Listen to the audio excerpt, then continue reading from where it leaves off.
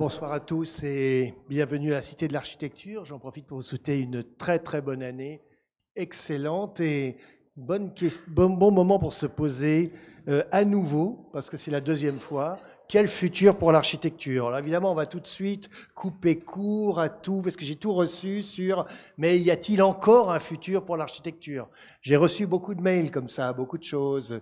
Voilà, donc on va se mettre dans une situation optimiste si vous le voulez bien, mais je veux bien qu'on débatte d'une situation contraire si vous le vouliez. Mais voilà, pour ma part, c'est plutôt ça que je choisirais. Je rappellerai que dans le bâtiment d'à côté, ce chef-d'œuvre d'Auguste Perret, nous avions lancé le débat avec Hélène von Loon de l'OMA, avec Carme Pinos, avec Rudy Ricciotti et Marc Mimram sur après Auguste Perret, quel est l'avenir des architectes constructeurs? Et ce soir, nous avons choisi comme débat justement l'économie de moyens versus la nouvelle économie. Alors vous allez me dire que c'est un peu provocateur et peut-être me demander déjà, mais pourquoi l'économie de moyens? J'ai l'impression que c'est un thème qui pousse beaucoup. Moi je pense que c'est une tendance lourde, hein, on le voit bien, et pas uniquement comme une réponse à des budgets qui seraient par trop serrés. On pense qu'il y a une position théorique très forte, très intéressante d'ailleurs, et c'était le sujet de la triennale de Lisbonne, que Éric Lapierre, avec ses camarades de l'école de Marne-la-Vallée, a brillamment, hein, je le dis, parce qu'il sait que je le pense, ça a été une représentation française très forte. C'est encore en cours en ce moment? Il n'y en a plus qu'une. Il n'y en a plus qu'une. 5 expositions. Pas moins de 5 expositions justement sur ce thème dont nous allons, évidemment on n'est pas là pour parler uniquement de la triennale de Lisbonne, mais c'est pas par hasard que cette question se pose là, parce que c'est une exposition internationale. Il y a donc une dimension théorique indéniable. L'économie de moyens, c'est de ne rien rajouter qui ne soit nécessaire, dit Éric Lapierre. On a le droit de pas être d'accord avec lui. On va voir quelles seraient les stratégies à mettre en place, et à l'heure des start-up, faut-il aller dans le sens d'une ubérisation de la commande architecturale? Et là, je cite Louis Paillard, qui avait, d'une manière très provocatrice, en même temps qu'il avait vraiment prouvé qu'il était dans cette attitude-là, aujourd'hui, pour répondre justement à la privatisation justement de la commande, qu'il fallait avoir une autre réponse, parce que tout n'était pas du domaine public. Voilà. Alors, cher Éric Lapierre, il est évident que l'économie de moyens, évidemment, ça peut être un sujet d'école pour les étudiants, mais là, on parle bien de mise en œuvre. Là, je m'adresse à 4 architectes qui sont reconnus internationalement et autres. Qu'est-ce qui fait que vous êtes sur ces sujets-là? Qu'est-ce qui fait que c'est aujourd'hui, en 2020, vous pensez que c'est le sujet? Est-ce qu'on a trop dépensé? Est-ce que c'est pour une attitude un peu éthique qui vous ramène à ça, ou est-ce que c'est parce qu'il faut définir une nouvelle esthétique? Juste, ça fait beaucoup de choses à la fois. Juste peut-être pour cadrer ce que j'ai entendu par économie de moyens dans à la triennale, là, ça consiste à poser la question. Je pense qu'on est d'accord que l'économie de moyens, la définition immédiate, comme ça serait mobiliser le moins de moyens possible pour atteindre un but donné. Ces moyens, ils peuvent être de tous ordres, ils peuvent concerner, c'est là que les choses se complexifient, ce n'est pas seulement des moyens financiers. Par exemple, je ne sais pas, l'architecture suisse, par exemple, elle démontre depuis très longtemps qu'on peut être dans une esthétique de l'économie de moyens, dans des procédures, des formes liées à l'économie de moyens, et néanmoins dépenser beaucoup d'argent pour les réaliser. Par économie de moyens, si on va un peu plus loin, si on se pose une question étymologique, l'économie, c'est l'administration de la maison. Alors l'économie de moyens, par extension, ça serait l'administration des moyens, et on peut donc désigner par économie de moyens, je pense, toute attitude qui a une approche critique à propos des moyens utilisés pour atteindre un but. Donc les moyens de l'architecte, ça va être aussi bien un moyen de composition, donc un plan extrêmement simple, par exemple. Ça va être des moyens constructifs, donc un système constructif dans la lignée du rationalisme, quoi, par exemple. Ça peut être les moyens de représentation, donc Par exemple, ces dernières années, la question du collage, par exemple, des images qui sont en fait très sophistiquées, mais qui, en plus, il y a Fala là, qui expose ici, donc là, on est donc des images apparemment simples, même théorisées comme étant une architecture naïve, mais en fait des images très sophistiquées, mais qui manifestent peu de moyens. C'est-à-dire, c'est pas des images artefactories qui sont brillamment mobilisatrices de tout un tas de logiciels. Non, c'est juste faire des collages, donc avec des moyens supposément limités, représentés. Donc, on peut, l'économie de moyens, elle se décline sur tout un tas de thèmes différents. Plus largement, je dirais que pour nous, ce qui est important, c'est aussi, au-delà de ça, d'affirmer que l'architecture est une discipline rationnelle et à la fois poétique. Et il n'y a pas d'ambiguïté dans le fait de parler de poétique et de raison, parce que dans le fond, l'esthétique de l'architecture et le fonctionnement même de l'architecture reposent sur ça. Dans le sens où faire de l'architecture, c'est toujours dépasser des moyens, dépasser des nécessités qui nous sont proposées, dans le sens où on a juste besoin de faire des abris pour nous, et évidemment, l'architecture, c'est rendre ces abris significatifs. Donc, nécessairement, on est toujours dans un dépassement de la nécessité, et l'économie de moyens, elle se pose, disons que dans un moment où on n'a plus de vocabulaire architectural commun, l'économie de moyens peut nous servir de guide un peu, ça nous donne des règles qui permettent d'établir un projet suivant des principes qui vont être du coup intelligibles. Donc pour moi, j'oppose une architecture fondée sur l'économie de moyens, c'est une architecture qui, par définition, va pouvoir être significative parce que dans la mesure où rien de non nécessaire ne sera rajouté, on ne fera de la beauté, on produira de la beauté et du sens qu'à partir de ce qui est nécessaire. Mais à partir de là, ça veut dire que la structure, il y a plusieurs manières de faire une structure rationnelle, par exemple. On peut faire une structure rationnelle ennuyeuse ou on peut faire une structure rationnelle amusante comme Brutaire en fond, en faisant des trucs de travers, etc. Mais qui, en fait, ne sont pas juste que le plaisir de faire des trucs de travers, qui obéissent à une rationalité globale du projet, c'est-à-dire que un certain type de structure produira un certain type d'espace, produira un certain type de composition du plan, un certain type de liberté de façade. Donc, l'économie de moyens, c'est la condition nécessaire pour être expressif. Moins j'utilise de moyens, plus je les utilise précisément et plus je suis expressif. Dans un bâtiment, à la Fondation Vuitton, on peut toujours changer une angulation quelque part, ça va rien changer au résultat. Dans une façade de diner ou dans une façade rue de Rivoli, si je décale une fenêtre de 15 cm, alors là c'est vraiment quelque chose. Donc, moins j'utilise de moyens et plus je suis expressif. Et c'est pas juste pour le plaisir de produire une esthétique particulière, c'est juste pour la question aussi que pour nous c'est important aujourd'hui de réaffirmer la rationalité de l'architecture. Ça fait depuis le tournant du siècle que ce qu'on appelle les icônes architecturales sont apparues. On est dans un pays qui a connu la vague French Touch, que personne n'a compris à l'étranger, que personne n'a d'ailleurs regardé, parce que c'était juste incompréhensible. Et donc tout ça, il est temps de revenir à quelque chose de plus mesuré et de plus significatif. Et au-delà de ça, ce qui me déplaît par bâtiment iconique, j'entendrais un bâtiment, tout bon bâtiment a une image forte, mais certains bâtiments sacrifient absolument, se reposent uniquement sur une image forte. Et ces icônes, pour produire par exemple, Jean Nouvel, quand il fait la Fondation Cartier, il n'y a rien de trop. Il n'y a pas un gramme d'acier de trop. On comprend la raison d'être de chaque chose, c'est absolument intelligible. Et c'est vraiment un des plus beaux bâtiments construits depuis 50 ans. C'est d'une beauté radicale et à la fois, je veux dire, radicalement contemporaine. Et en même temps, beau comme un bâtiment classique, c'est vraiment pour moi un chef-d'œuvre absolu.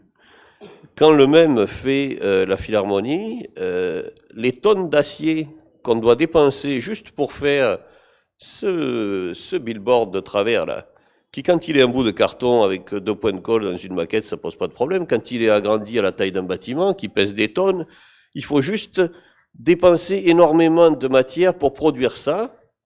C'est pas du tout, d'un point de vue environnemental, c'est évidemment une catastrophe, mais sans se placer sur ce terrain-là, c'est juste pourquoi produire des bâtiments qui cassent les règles comme ça et qui, sous prétexte d'apparaître comme ne ressemblant pas du tout à un bâtiment, donc de sortir de la discipline architecturale comme ça, en dépensant autant de matière, je ne vois pas du tout l'intérêt de faire ça. Et surtout, ce sont des bâtiments qui visent à subjuguer.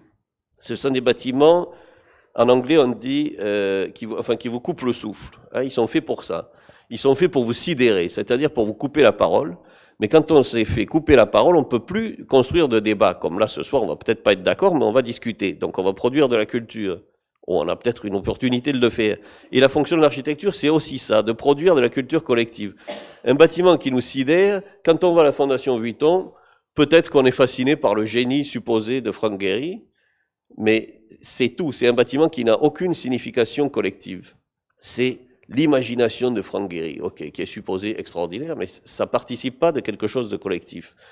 Et revenir à une architecture rationnelle, ça veut dire faire une architecture intelligible, donc transmissible, compréhensible par tout le monde. Donc c'est pas une architecture qui vise à subjuguer, c'est une architecture qui a la capacité d'être comprise et critiquée par tout le monde. Par conséquent, c'est une architecture aussi qui socialement est beaucoup plus partageable et transmissible, et c'est aussi un point important. Donc je pense que l'économie de moyens, c'est la condition nécessaire et indispensable pour faire n'importe quelle œuvre significative dans n'importe quel champ, et je suis dogmatique sur ce point.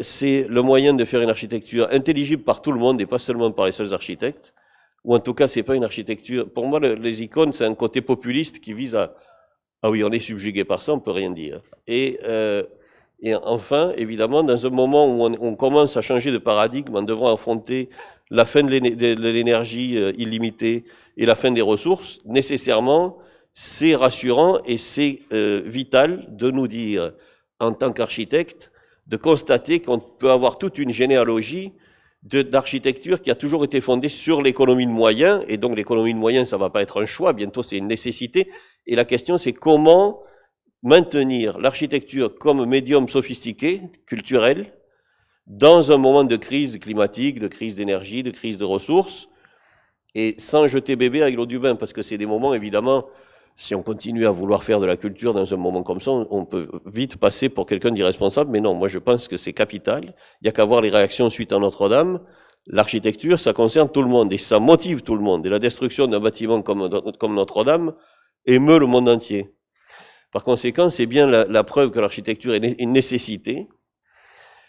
Et l'économie de moyens, c'est un début de réflexion et de tracé de généalogie d'une architecture qui nous permettra de continuer à faire exister l'architecture en dépit des difficultés auxquelles on va faire face et de tourner ces difficultés en opportunités. Alors quand tu dis qu'on a bien compris que c'était aussi une position très critique par rapport aux icônes, donc là c'est toute une époque, hein, c'est les années 90, très très forte, mais si on regarde par exemple l'opéra de Sydney, hein, qu'on a du mal à voir dans le brouillard aujourd'hui, c'était quand même une icône. C'était quand même une sorte de génie constructif, une magnifique œuvre. La ville se nourrit aussi des icônes ou pas? Si on prend l'Opéra Garnier à Paris, situé là au bout d'un boulevard, dans une règle haussmannienne très forte, c'était aussi une icône. Il est nécessaire que les bâtiments, même les bâtiments ordinaires, aient une image forte. Tout bon bâtiment a une image forte. Simplement, aucun bon bâtiment ne peut se réduire à une image. C'est une image, et quand j'entre dedans, quand je la considère d'un autre point de vue, c'est aussi formidable. Et ça signifie que il faut réfléchir, et parler d'économie de moyens, c'est réfléchir à, en fait, qu'est-ce que je m'autorise pour obtenir ce résultat. Et si je m'autorise à sortir complètement de la discipline, si je m'autorise à gaspiller une quantité de matière extraordinaire pour produire un bâtiment qui a une image originale, parce qu'évidemment, c'est comme si je joue au tennis avec un bazooka, je vais battre Nadal. Mais si je me bats avec une raquette, je vais rester dans la discipline du tennis, et là, ça va être beaucoup plus compliqué pour moi. Donc, c'est évidemment que la beauté du geste, c'est de rester dans la discipline, la beauté du geste, mais aussi juste la possibilité de faire quelque chose de significatif. Donc, c'est pas du tout une position anti-architecturale, c'est pas une position moraliste, non, c'est comment je produis des images fortes tout en intégrant les éléments habituels de l'architecture, parce que je pense qu'ils sont permanents et qu'ils seront demain, ils vont continuer à être pertinents, tels que la construction, la fonction, le dépassement de la nécessité, tout ça, ce sont des choses à la fois rationnelles et qui sont des vecteurs de poésie potentielle. Alors Anne, si je demandais à Anne Demian quelle est sa définition de l'économie de moyens, elle répondrait comment? Je ne sais pas si ça marche. Oui. Simplement, en fait, sur la question de l'économie de moyens, parce qu'il s'agit, le thème principal, c'est l'architecture du futur. Hein. C'était aussi dans cette problématique-là, je pense qu'il est utile d'utiliser la question de l'économie de moyens. Moi, pour l'architecture du futur, plutôt que de parler d'économie de moyens, je parlerais de multiplicité des moyens. En fait, c'est une façon de répondre à cette définition, parce que je pense que pour atteindre en fait l'objectif qui est celui de rassembler en fait l'ensemble des paramètres qui constituent notre art et qui est d'atteindre l'émotion, c'est plus par l'intégration de beaucoup de paramètres qu'on arrive à atteindre cette situation. Parce que il n'y a pas d'architecture, qu'elle soit présente, passée ou future, sans émotion. Et comment on atteint en fait cette émotion? Moi, une solution qui rejoint pour une part en fait ce qui vient d'être dit, c'est la question du classicisme moderne, au sens où c'est une façon de donner une intemporalité dans une période en fait qui est assez enclin à créer beaucoup d'images, beaucoup de virtuosité, beaucoup de rien parfois, donc de redonner un peu une certaine intemporalité à cette période qui nous en prive. C'est quoi le classicisme moderne? C'est simplement des schémas, des plans simples qui sont, on va dire, animés par une grammaire nouvelle qui permettrait de dépasser les effets de mode et qui permettrait à l'architecture de pouvoir s'adapter à toutes les évolutions. Parce que moi, je pense que l'architecture du futur, elle est plus liée à cette idée que c'est un art d'assemblage plutôt qu'un art de composition, et que le climat, les réglementations, l'histoire, la géographie, les cultures sont autant de paramètres qui vont permettre à une architecture de trouver toute sa légitimité. Et se dire que, alors là, c'est là où je trouve qu'il y a vraiment un distinguo hyper fort à faire entre l'idée portée par un projet, qui est l'idée qui va faire qu'un projet existe dans sa pertinence, et l'ensemble des paramètres qu'il faut manipuler pour y parvenir. Et je pense que dans l'économie de moyens, il n'y a pas cette idée qu'on ferait que ce qu'on nous laisse faire. C'est que je pense qu'il y a, enfin à mon sens, dans cette économie de moyens, on doit être aujourd'hui dans une situation de reconquête en tant qu'architecte, c'est-à-dire qu'on maîtrise par plus d'expertise, plus de compétences, une capacité à se projeter dans cette capacité à faire des moyens augmentés, alors que ce soit seul. Tu veux dire reconquête de légitimité dans l'acte de construire? Absolument. C'est ça que tu veux dire? Oui, c'est ça. C'est-à-dire qu'on soit seul comme à la Renaissance, en fait, avec une sorte de science très large, en fait, comme c'était le cas, scientifique, artistique, ou avec des cercles de compétences, donc des moyens augmentés, qui fait qu'on est dans une situation de reconquête, en fait, de cet art de synthèse. Et puis après, il y a cette idée au fait, aujourd'hui, il y a une écriture, en fait, qui s'éparpille, effectivement, la French Touch, ou plein de productions, en fait, qui étaient assez éparpillées dans ces derniers temps, puisqu'il n'y avait pas de langage commun à toutes ces architectures, et qui est lié à une inversion du paradigme, il me semble, entre faire ville et faire architecture. En fait, il y a eu une inversion, c'est-à-dire qu'au lieu de penser la ville, on a pensé que mettre en avant des architectures originales faisait ville. Donc là, il y a bien la possibilité de donner une lisibilité à l'architecture dans la mesure où il n'y a pas de langage commun. Pour prendre un exemple, en fait, sur une opération qu'on a réalisée récemment à 4, je prendrai la réalisation de la porte d'Auteuil, où on a établi un langage commun, c'est-à-dire une grammaire, vocabulaire, à 4, pour construire 400 logements, à la fois privés et publics, pour Paris Habitat et Cogedim, en se disant ce qui est plus important, c'est l'esthétique et la fonctionnalité de la ville, plutôt que montrer la virtuosité de chacun des architectes. Et donc, c'est plutôt l'idée d'un langage commun qui a prévalu sur l'originalité de chacun des architectes, qui chacun avait un langage extrêmement affirmé, puisqu'il s'agit de Rudy Ricciotti, de Francis Soler, de Finn Geipel et de moi-même. Et oui, là, c'était un principe de mutualisation. Voilà, hein. c'était l'idée d'un par l'économie du... Donc, déjà, le principe constructif amenait ensuite à une sorte de boîte à outils que vous avez chacun utilisé à votre manière. Voilà. Il faut l'expliquer pour ceux qui ne connaîtraient pas le projet. Et ce que tu as appelé l'éloge de la méthode. C'est-à-dire que, en fait, c'est vrai qu'il y avait une idée d'une coopérative de matériaux qu'on a mis ensemble, donc qui permet d'avoir une économie nouvelle pour ne pas dégrader l'objectif qui est de faire une architecture de qualité, qui s'inscrive dans le temps, etc. Et donc là où je peux dire que c'est un exemple de classicisme moderne, au sens où on se référait à l'haussmannisme, au sens où on a fait une architecture qui avait des similarités parce qu'il utilisait les mêmes matériaux, mais elle était différente parce que chacun des bâtiments, des quais de bâtiments était différent, parce qu'il était construit chacun par un architecte différent. Mais le plan était moderne parce qu'il faisait la synthèse des problématiques climatiques, comment faire des bâtiments passifs par les proportions, comment on fait des bâtiments avec des vues profondes, avec une dimension passive, comment on crée un rapport à la topographie du site qui était particulière, une plus-value. Donc c'est un bâtiment que je peux intégrer dans ma proposition classique moderne, au sens où je pense que aussi pour faire l'architecture du futur, il faut pouvoir inscrire en fait des nouveautés en lien avec un rapport à l'histoire proche qui fait toute la richesse de l'architecture. Et donc c'était question à la fois de créer une sorte de prospective assumée dans ses caractéristiques sur la méthode en l'occurrence, et sur la question de l'exigence mise en commun. Donc c'était plutôt que une économie de moyens, moi je dirais plutôt des moyens augmentés.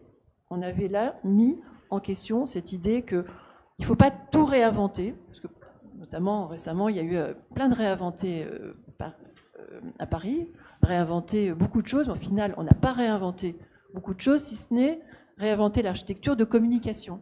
Donc à un moment donné, je pense qu'il faut reposer la question de ce qui est réellement fait sens en termes de nouveauté et d'innovation. Alors Stéphanie, chez Brutaire, on a l'impression que l'économie de moyens, c'est presque une règle, pas forcément dite, mais en tout cas appliquée au quotidien. Comment est venue cette approche très forte et depuis le début de vos projets qui maintenant sont reconnus en Suisse et autres, puisque je rappelle que vous avez vraiment en Belgique comme en Suisse des projets ensemble. Donc ce sont des nations qui exigent beaucoup ces choses-là et où c'est un terrain d'expérimentation sur l'économie de moyens. Comment c'est venu ? Non, je pense pas que ce soit venu ou que c'est une préoccupation de l'agence, mais pour moi, dans économie de moyens, c'est d'abord ce qui nous intéresse, c'est ce qu'on recherche à travers l'économie. Donc c'est le premier point, et que c'est pas forcément une économie financière, même si on est tous dans des contextes qu'on connaît, mais finalement c'est pas ça qui nous intéresse, et on est quand même assez convaincus que économie, ça peut être lié à l'excès, et c'est plutôt ça qui nous intéresse dans qu'est-ce que produit l'économie, que l'économie elle est pas juste financière, mais elle est partout. Finalement, dans un projet, ça peut être la question du sol, la question sociale, la question et finalement ce qu'on aime, ce qui à travers cette question d'économie de moyens, c'est plutôt qu'est-ce qui fait qu'on est rattaché à notre contemporanéité.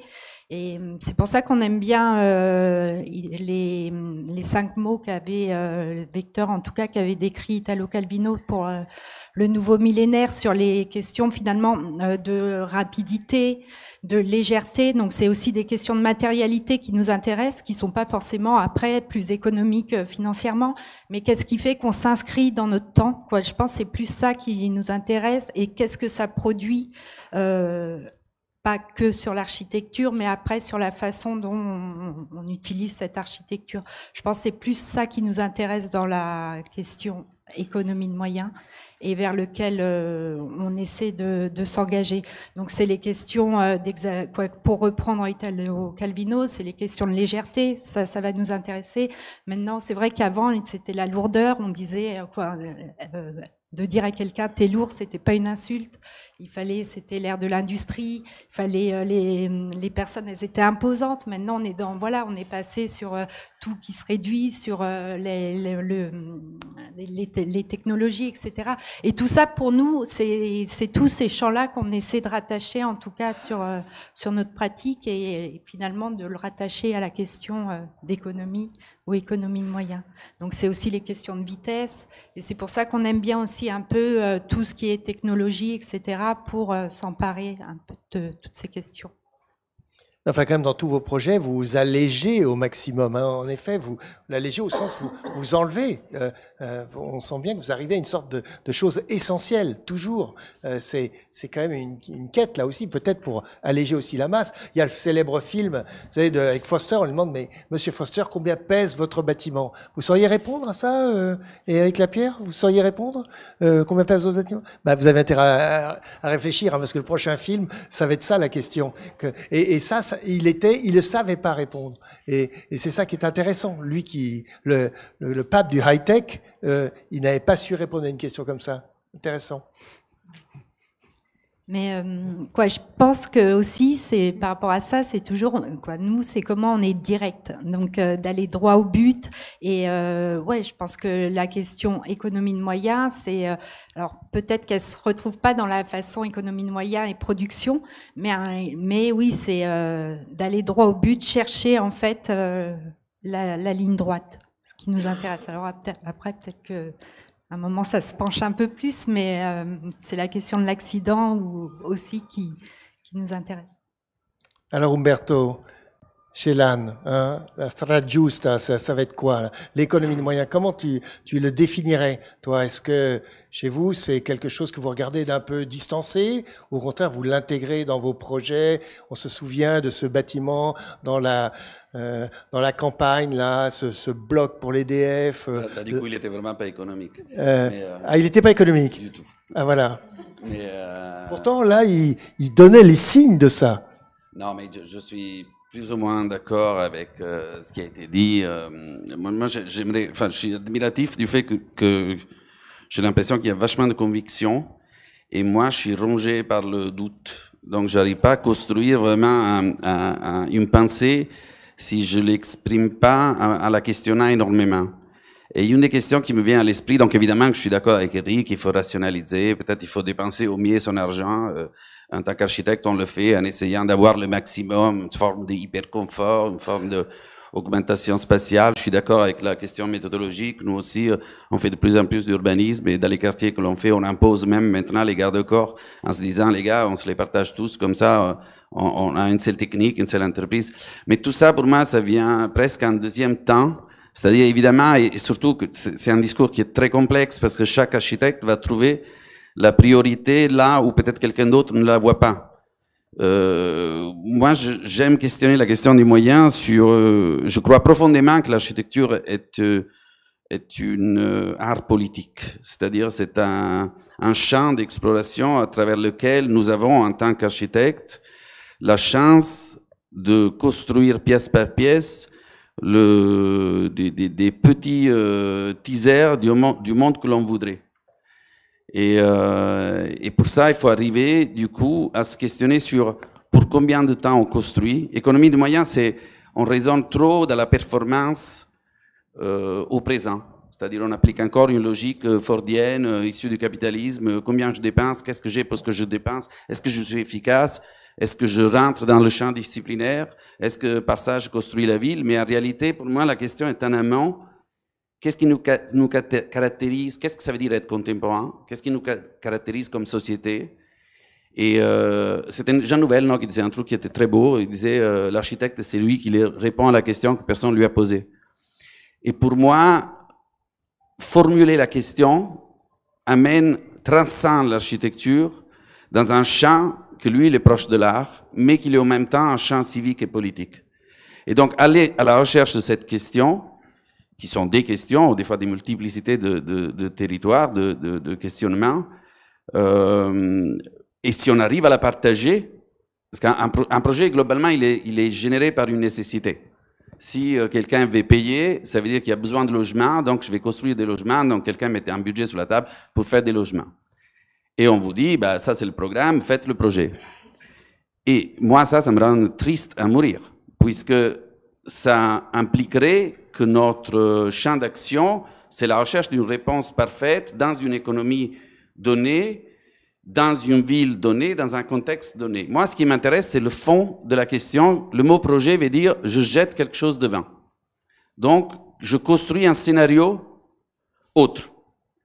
Et c'est sur ce scénario que, du coup, il faut embarquer, et là, du coup, ça re-rentre dans le champ disciplinaire, c'est-à-dire il faut que les architectes commencent à reprendre plus de pouvoir, mais un pouvoir d'animation presque. Il faut arriver à embarquer l'effort collectif vers un but partagé, et quand on a partagé le but, vous savez, on a fait un immeuble qui était dans le 17e, c'est un triangle en béton qu'on avait appelé un immeuble de rapport. Et on avait convaincu, du coup, les payeurs qu'il était fondamental de questionner l'usage actuel du bâtiment qui en avait généré sa nécessité. C'est-à-dire on avait besoin de logements, on construisait des logements, en se disant, dans ce quartier, probablement, il va y avoir une forte évolution. Donc, est venu le papier à la main en disant, regardez, les immeubles à côté, c'était des logements, sont devenus des bureaux. C'était le début de ce que nous a amené aux semaines après. Et là, c'est pas évident de dire à quelqu'un, tu vas payer un bâtiment de bureau, et là, je rentre dans un truc hyper technique, mais c'est important de le comprendre. Un logement porte 180 kg au mètre carré sous la dalle, un bâtiment de bureau, outre 250. Ce changement de portée, ce changement de structure, c'est un effort économique. Donc, je ne suis plus dans l'économie des moyens immédiats, mais dans un long terme, peut-être, si cet effort a été embrassé par la collectivité, on a mis un jalon pour un usage qui peut-être viendra ou peut-être viendra pas, mais en tout cas, on construit. Ce que j'aime bien, c'est l'idée de... lors de Haussmann, on avait fait des recherches et j'aimais bien l'idée de l'hyperstaticité, par exemple. Avant, on ne pouvait pas calculer pile poil, au minimum, du coup, rendre léger et tout. Non, et du coup, on faisait le mur un peu plus long, un peu plus large, un peu plus puissant. Et ça a permis à ces immeubles, quelque part, d'accompagner le changement sociopolitique, économique, climatique, et notre évolution de la ville et des citoyens. Donc cette question entre où est-ce que je mets le curseur, jusqu'à où je vais pousser loin le discours de la projection, et jusqu'à où je vais le faire embrasser dans un monde où souvent les choses sont issues d'un consensus, et quand on a consensus, on est dans le bas de gamme de la demande, c'est-à-dire on n'est pas dans une projection et donc dans une envie d'un futur différent, ben ça, c'est quelque chose qui m'intéresse. Et pour être performant là-dedans, ben du coup, ça demande une remise en question totale de la pratique, de la conduite du projet, de la construction, et tout ça, ça va dans des logiques évidemment de simplification, de rationalisation, mais avec l'idée en tête que chaque projet, là, le théâtre qu'on vient de finir, c'est un théâtre qui peut tout faire, et personne ne nous l'a demandé. Il faut dire que c'est à Strasbourg, hein. Et j'aime cette idée de pousser plus loin en me disant, et si on embrasse plus large, ben finalement le discours économique devient un discours d'investissement sur un objectif commun partagé, mais qui n'est pas celui qui était la nécessité qui a généré le projet. Et à travers la définition de cet objectif, et c'est là où je rejoins un nouvel, c'est la question que l'on pose, qui est la chose qui, à mon avis, est le fondement même de la discipline, et après ce qui différencie un architecte et un autre, et heureusement, ici, il n'y a que des gens talentueux. Mais c'est cette question-là qui, à mon avis, peut nous faire générer une nouvelle manière et une nouvelle économie de regarder le projet et l'architecture. Quand tu dis embrasser plus loin, ça veut dire que tu intègres aussi la question de l'espace public, par exemple, sur lequel tu n'es pas forcément missionné, que l'intégrer, une sorte de devoir d'ingérence sur la question de la ville. C'est ça que ça veut dire aussi? Mais même du coup, le symbole, l'espace public, évidemment, plus tu peux prendre, plus tu le réfléchis, peut-être tu le réfléchis en étapes, mais aujourd'hui, à l'agence, en ce moment, on essaye de réécrire des entrées dans l'architecture à travers des mots qui ne viennent pas de l'architecture. Et en ce moment, on explore l'idée, par exemple, de la limite. C'est une clé, c'est un outil, peut-être on n'y arrivera pas, peut-être on y arrivera, mais c'est un outil qu'on se donne pour redéfinir notre position politique dans la société. C'est pas un hasard que Trump arrivé, la première chose qu'il fait, il fait un mur. Il limite l'architecture et la définition de cette limite, c'est-à-dire dedans, dehors, à moi, toi, le quartier, la ville, la maison, la patrie, la nation, les réfugiés, la mer. Et notre rôle, du coup, je me dis, si j'arrivais à exprimer dans un projet une position qui puisse quelque part amener le débat un peu plus loin, ce qu'on a essayé de faire dans la prison de Nanterre qu'on vient de finir, un peu plus loin que la question typologique, spatiale, architecturale du langage, mais qui interroge et qui met des doutes, parce que pour moi c'est le doute la chose la plus importante, c'est se questionner, arrêter ce populisme qui absorbe tout au premier degré. Ben, là, je pense que j'ai fait moitié de mon devoir. Après tout le reste, ben, peut-être c'est le talent, peut-être c'est le... Enfin, ça, l'histoire nous dira. Mais en tout cas, j'essaye de rentrer dans la question de l'économie à travers la question du projet comme projection, et donc du questionnement sociopolitique de ce qu'il y a derrière un projet. Alors, Éric, dans ce manifeste, parce qu'on peut parler de l'exposition, la triennale comme un manifeste aussi, très fort, tu parles d'un nouveau paradigme que aujourd'hui, on ne peut plus raisonner comme avant. Et là, on voit bien que tu croises les questions écologiques, thermiques et autres, et dès lors, tu ramènes à la question constructive, essentielle. Donc, est-ce que là, précisément, ça amène tout le monde à être, j'allais dire, un peu plus sérieux parfois? Je sais pas, mais c'est-à-dire Parce que tu as employé ce mot paradigme, ouais, nouveau ouais. paradigme. Mais il y a des nouveaux paradigmes, mais pour parler du futur de l'architecture, le futur de l'architecture, il va être exactement comme son passé, quoi. L'architecture, elle est permanente. Enfin, ça fait des milliers d'années qu'elle existe. Elle a traversé des crises culturelles, des crises techniques. C'est toujours le même genre de questions, la même manière de réfléchir, qui s'applique à des nécessités qui évoluent au cours de l'histoire. Mais dans le fond, Brunelleschi se posait les mêmes questions que nous, en partie.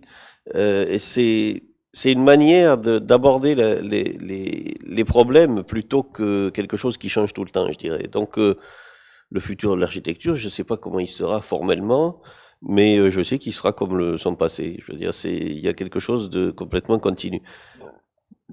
Et après, oui, les questions de construction. Par exemple, ce dont tu parles, Umberto, là. C'est sûr, construire des logements avec une charge utile plus forte qui permettra demain d'anticiper des usages nouveaux. Ça, c'est vraiment intéressant comme chose, ça, se projeter plus loin, etc. Nécessairement, c'est penser à une forme d'économie et d'économie de matière, parce que potentiellement, ça veut dire qu'on pourra demain on ouvre le champ des possibles plutôt que de le restreindre. Mais après, quand tu dis, OK, mais la typologie de ça, je m'en fous un peu, très bien. Mais, par exemple... Ça, Eric. Non, mais enfin, bon... si, après... Non, mais c'est pour ça que tout ça, c'est des questions de forme. Parce que, après, si tu fais des planchers comme ça, et que tu fais un plan avec un voile tous les 3 mètres, par exemple, ça c'est complètement con, parce que de toute façon, ce que tu gagnes dans ton plancher, tu vas le perdre dans la composition du plan. Donc, si tu veux, pour moi, là tu satisferais pas l'économie de moyens, dans le sens où ça serait juste aberrant. Donc, si je décide que mon plancher est plus solide pour pouvoir faire face à des usages inconnus, ça nécessite, par exemple, que mon plan soit beaucoup plus libre, potentiellement, que... non, mais c'est évident, je sais, c'est évident qu'on se parle, mais c'est peut-être pas évident pour tout le monde. Tu es en train de définir la maison domino, là, en ce moment. Hein. Oui, par exemple, bon, tout ça, outre que ça a déjà été fait de cette manière-là. Mais je veux dire, c'est cet enchaînement de réactions, d'une certaine façon, qui définit aussi une forme d'économie de moyens. Donc oui, je pense pas qu'on doit être plus sérieux, je crois que les architectes sont très sérieux, les bons architectes, ils sont très sérieux, donc non, je crois pas que je prône qu'on soit plus sérieux. Moi, il y a une chose par contre que j'aimerais peut-être qu'on discute, c'est par exemple cette idée que faire de l'architecture, c'est créer des émotions. Ça, c'est une idée qui est assez connue. Tu parlais de Perret, là, du voisin.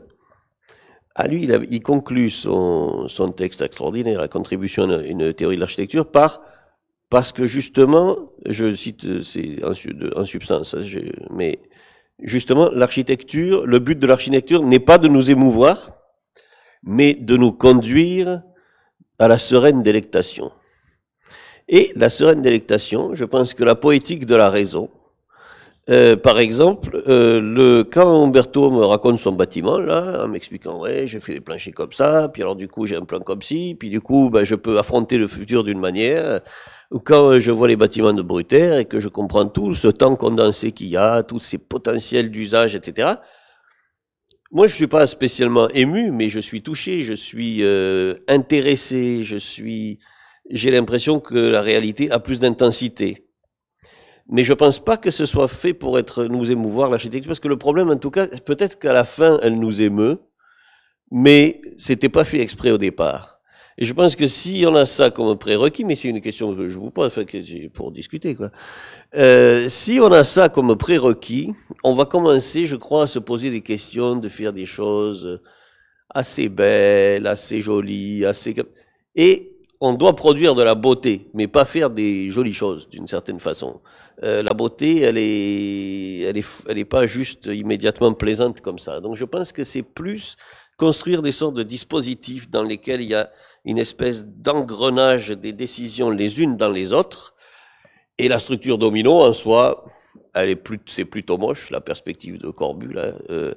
Mais quand on la regarde, il y a d'un côté la dalle est asymétrique, les poteaux sont placés d'une certaine manière, tout ça, c'est pas très beau, mais il y a un tel potentiel là-dedans que c'est vraiment quelque chose d'extrêmement bouleversant, mais pas spécialement émouvant, je dirais. Donc ça, c'est une question de savoir, les émotions, ce sont des sentiments passagers. Et l'architecture, elle s'adresse à la permanence. Je crois que c'est pour Anne. Non, mais dans l'émotion, c'est simplement dire qu'une architecture, elle est capable de créer une sorte de, à la fois de légitimité, oui.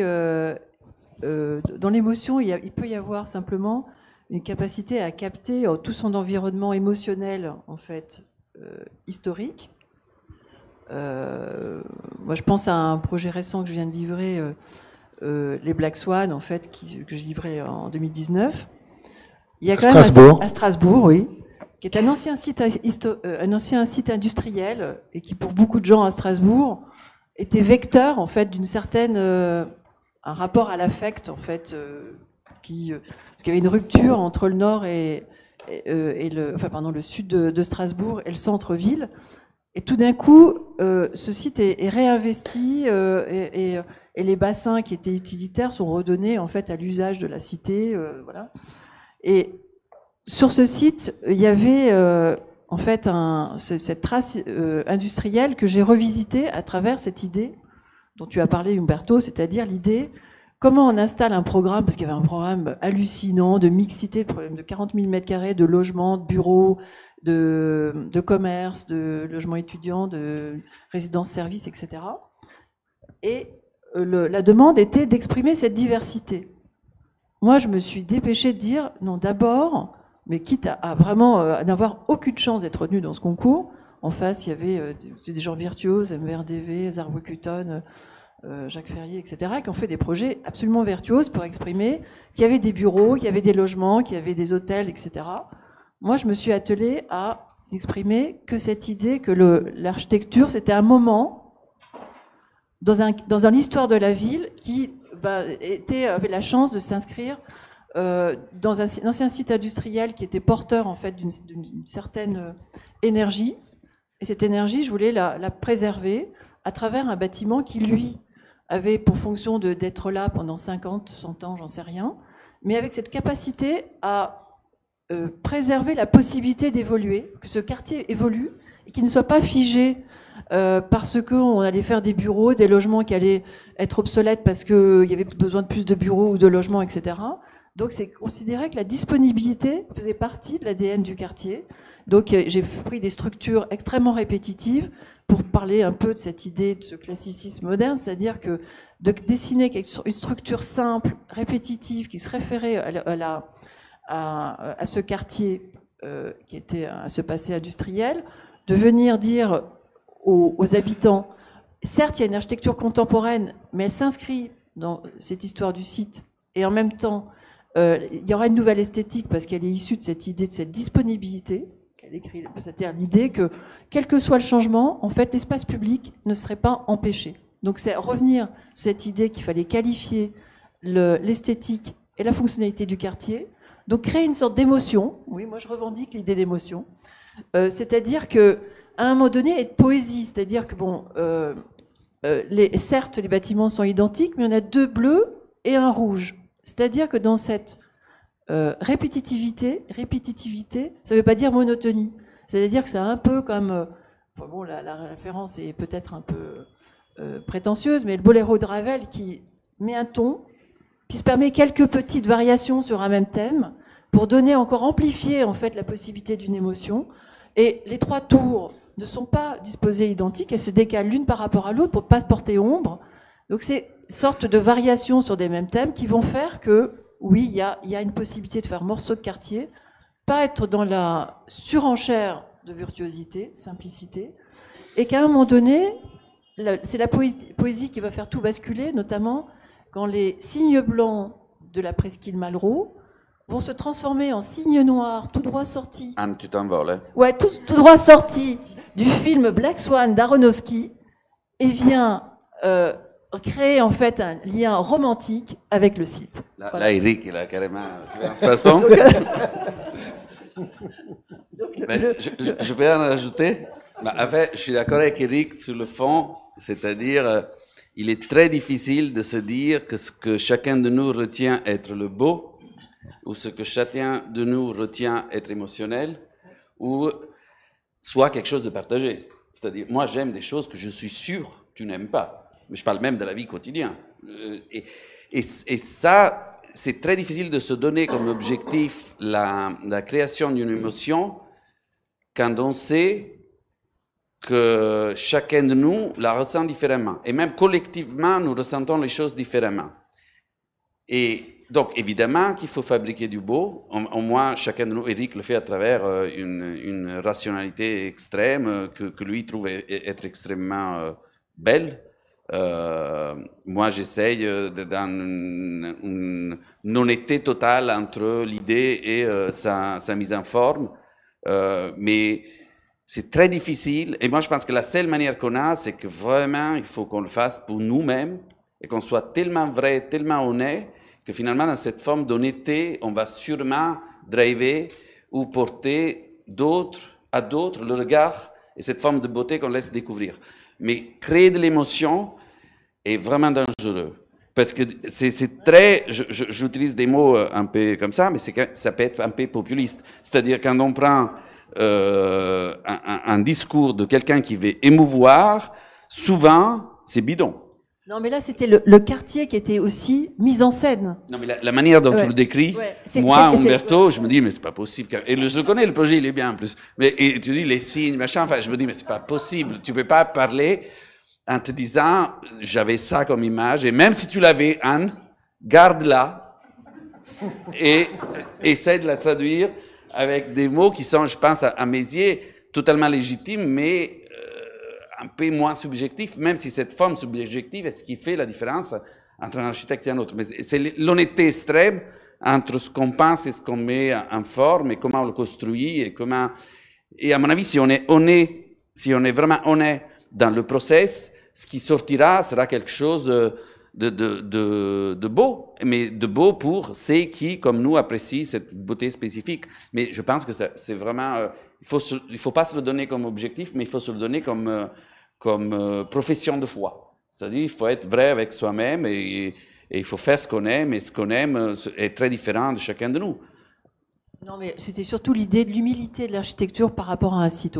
Je veux dire, après que j'ai pris en fait une sorte d'allégorie un peu forte par rapport, c'était pour la farce. Mais je pense que l'idée de se dire la ville préexiste avant l'architecture ou doit accompagner la ville, l'architecture doit accompagner la ville, c'était simplement par rapport à cette inversion de paradigme actuel qui fait que je trouve qu'on fait souvent des architectures trop bavardes au détriment de cette qualification de ce qui préexiste et de ce qu'on doit accompagner dans le futur. Voilà. Néanmoins, il y a des mots qui reviennent, émotion, d'accord, on va peut-être le laisser sur le côté, mais retenons la question de la poétique, parce qu'on a souvent parlé d'Auguste Pérec, la poétique du béton. Hein, ça a été vraiment presque un cliché par rapport à ça. Or, c'est quelque chose, là, quand tu parles de la poétique de la raison, tu ramènes à ça, Éric. Et je pense que chez Bruter aussi, vous êtes sur cette...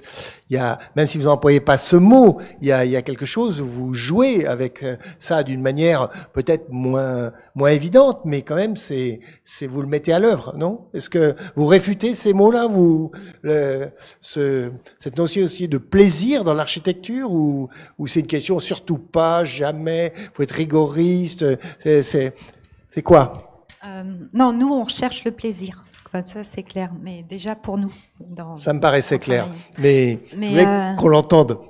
Non, par rapport à quoi, je reviens juste sur la question de l'émotion. Et c'est vrai que c'est difficile d'en parler, comme c'est assez dur. Et du coup, pour moi, je citerais plutôt Lina Bobardi avec sa phrase où elle dit je recherche plus la liberté que la beauté.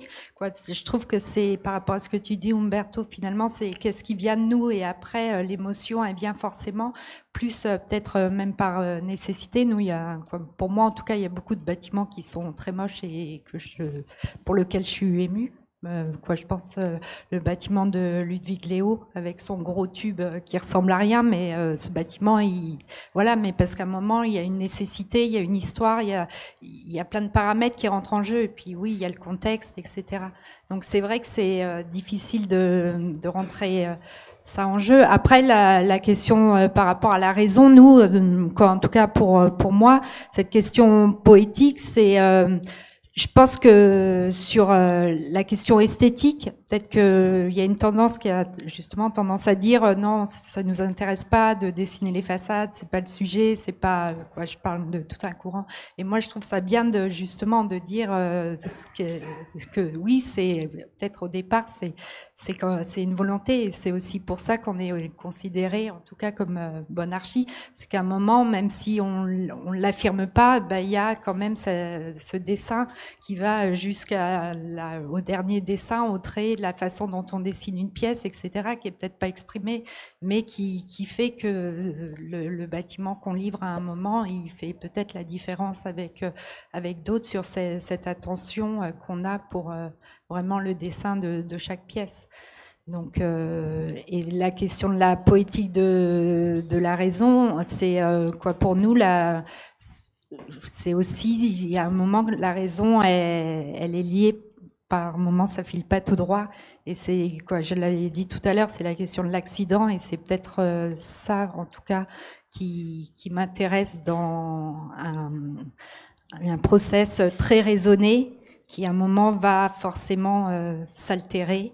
Et c'est là peut-être que se produisent certaines émotions sur lesquelles on n'attendait pas, en tout cas, quand on développe le projet. Ah oui, ça je crois. La poétique et l'accident, en fait, je crois que la poétique, ça désigne certainement la manière dont tout projet s'apprécie par rapport à la convention.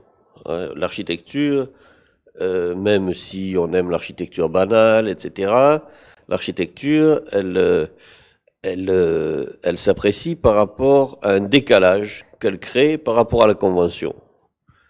Peut-être que parfois certaines architectures sont extrêmement, au sens strict du terme, conventionnelles, donc elles sont plus conventionnelles que la convention, donc elles deviennent extraordinaires. Hein. Perret, il raconte toujours qu'il veut faire une architecture banale, donc un bâtiment qui a l'air d'avoir toujours existé, mais ça n'empêche pas de faire des choses évidemment totalement exceptionnelles en fait.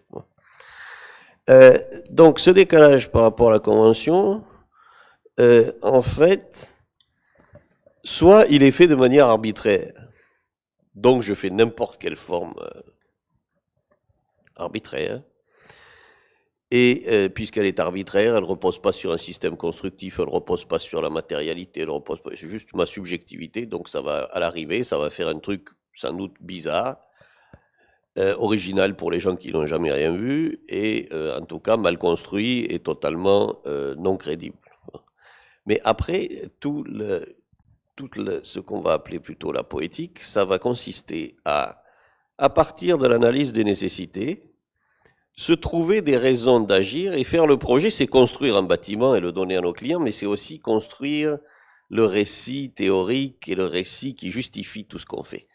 Et cet enchaînement logique des choses, en fait, qui fait que l'architecture peut être significative. Et évidemment, là, tout l'art va consister à trouver des moyens pour finalement rendre rationnels des choses qui, normalement, ne le sont pas, on va dire. Par exemple, quand vous inclinez votre structure dans le 20e, là, bon, vous avez plein de raisons rationnelles. Vous savez mettre le projet en état limite, dans une sorte de crise interne, qui fait que pour pouvoir atterrir, il va falloir qu'il soit comme ça. Mais il y a du subjectif, mais c'est un subjectif qui est totalement informé par la réalité. Et c'est ça que j'appelle la poétique, je pense. Et c'est ça, notre travail d'architecte, c'est ça. Par exemple, quand Piano et Roger, surtout, font Beaubourg, c'est extrêmement simple, Beaubourg. Tout ce qu'il y a dedans, normalement, on le met dehors parce que ça gêne. Donc la structure, les fluides et les circulations, tout est dehors. Ah ben ça, tu peux faire un bâtiment super moche, comme ça. Il va être efficace, mais il sera moche. Mais après, évidemment, alors dès lors que j'ai décidé de mettre la circulation dehors, ah bah oui, cette circulation, ça peut devenir cet escalator extraordinaire, ça peut devenir tout ce que ce bâtiment a d'extraordinaire.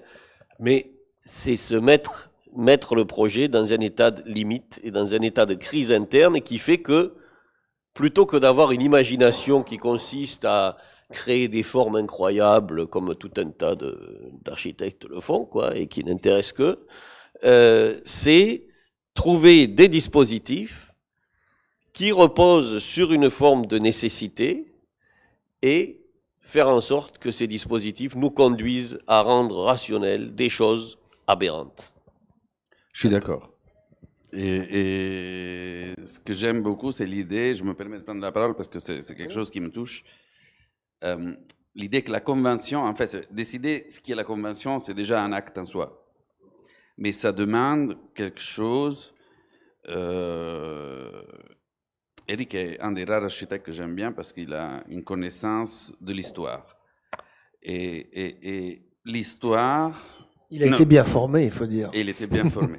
Mais en tout cas, savoir, dans l'économie de moyens, je mets aussi ne pas dépenser de l'énergie pour se réinventer des mondes qui sont devenus déjà conventions. Ce qui demande énormément d'efforts à comprendre d'où on vient, du coup, quel background on porte avec nous. Donc, et c'est vastissime en architecture, ça veut dire connaître la typologie, connaître les typologies, connaître les choses qui ont été faites, connaître les techniques, connaître la ville. Regarder la ville comme, du coup ça c'est un truc que je dis à chaque conférence, mais il y a quelque chose d'assez extraordinaire dans le regard sur la ville. Aldros, il disait, c'est un artefact. Regardez-le comme un artefact, donc quelque chose qui est construit, qui est fait de matière, qui est fait de mesures, qui est fait de dimensions, qui est fait de conditions physiques qu'en tant qu'architecte, il faut arriver à appréhender. Donc, décider de prendre part d'un chemin qui a déjà été parcouru et du coup établir par soi une convention en état des lieux et partager totalement cette convention ou essayer par des petites touches de la faire avancer, je pense que c'est un bon chemin pour du coup embrasser la question de l'économie des moyens. D'accord avec ça ? Oui, je suis d'accord. Même si j'ai pas tout compris. Ouais. C'est mon français, il est terrible. Hein. Non, c'est très. Non, mais En tout cas, ce qui est sûr, c'est que vous l'avez traversé déjà plusieurs fois dans les exemples que vous avez donnés. C'est la question aussi, puisqu'on parle du futur de l'architecture, aussi de la situation d'après, le coût d'après. Et évidemment, on parle beaucoup des nouveaux usages, de réinventer, terme extrêmement galvaudé, mais néanmoins, c'est vrai que l'architecture, elle se réinvente, tu l'as très bien dit, au fil des siècles, on pourrait dire. Et là, il s'agit de déjà inventer le coup d'après, mais ce qui va être peut-être dans 15 ans, exactement comme on a vu que la révolution numérique avait balayé beaucoup de choses. Est-ce que par rapport à ça, justement, ça ne bouscule pas justement cette notion d'économie de moyens d'une autre manière? Est-ce que précisément les nouvelles technologies, le monde d'aujourd'hui, il vous amène à justement, on vous a parlé de conventions, mais là on parle plutôt de standards, ou les repères changent. Est-ce que vous ne trouvez pas que là il y a une interrogation qui vous est posée sur finalement quel futur vous allez bâtir? Ça c'est une question. Non, pour moi, c'est une question aussi de posture, et du coup, je pense que, en tout cas, architecte, pour moi, c'est aussi un peu détective, et que chaque projet, on est dans le doute, mais c'est aussi une investigation, des investigations. Et du coup, toutes ces investigations, c'est un peu comment on regarde le monde, et que le monde, c'est pas que l'architecture et ce qu'a fait notre voisin, mais c'est plutôt tout ce qui se passe, les gilets jaunes, tout, les technologies, les nanogels, j'en sais rien. Mais c'est comment on prend un peu tout ça et on l'amène à nous. Après, moi, mon sentiment, c'est, comme tu l'as dit, Eric, on réinvente rien, et que quand on regarde dans le passé, même si je connais pas tant bien que toi, on connaît, il y a eu des champs qui ont été investis sur les matérialités, sur les structures qu'on oublie.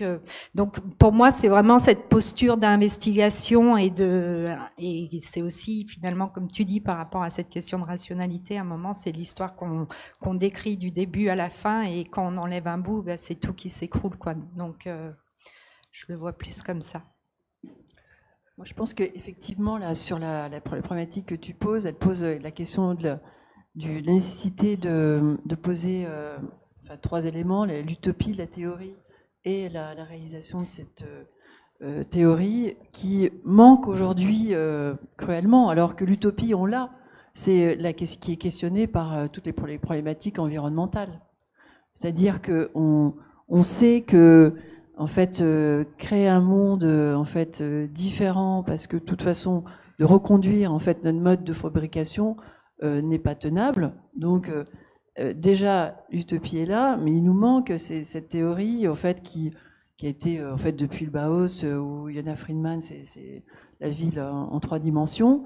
Il n'y a pas eu en fait une concrétisation en fait de tout ce qui est porté aujourd'hui par effectivement cette réalité de notre environnement, des problématiques de société. Et c'est tout le travail qui est devant nous. C'est pour ça que je disais qu'il fallait accroître un peu cette capacité de notre emprise en fait en termes d'architecte sur cet art de la synthèse, notamment sur cette capacité à proposer en fait dans cet art de la proposition, et de faire de nouvelles théories qui vont peut-être mieux orchestrer toutes ces belles énergies à venir, je sais pas, moi je n'ai pas en tête de théorie affirmée sur le sujet à l'heure actuelle. Je vais poser une question à ta place. Vas-y. J'aime bien quand tu fais mon travail. Gratuitement. Et non, moi, dans le champ de l'économie de moyens, nous à l'agence, par exemple, on se pose beaucoup la question sur la pratique, c'est-à-dire comment être architecte aujourd'hui, comment structurer notre propre pratique. Et je suis curieux de vous entendre, parce que nous, par exemple, là, ça fait 18 ans que l'AN existe, et donc c'est devenu un peu majeur, tu vois. Elle a passé le cap de l'adolescence, et la pratique même de l'agence est un projet en soi. C'est-à-dire, on galère comme des fous à suivre des évolutions de formation, de moments, de commandes, de techniques, technologiques. Du coup, on se challenge au fur et à mesure pour savoir comment, finalement, arriver à mettre en pratique ce que l'on voudrait, au fond. Et ça, en ce moment, ça nous travaille beaucoup. Du coup, je ne sais pas si c'est quelque chose que vous ressentez, c'est-à-dire, est-ce que votre pratique par rapport au début est en train de changer? même en restant éternellement la même, parce qu'architecte, c'est plus ou moins la même chose depuis des siècles, mais il y a une contingence présente, il y a des choses extrêmement pragmatiques qui viennent à nous et auxquelles il faut faire face. Est-ce que là-dessus, vous avez une logique économique qui s'y applique?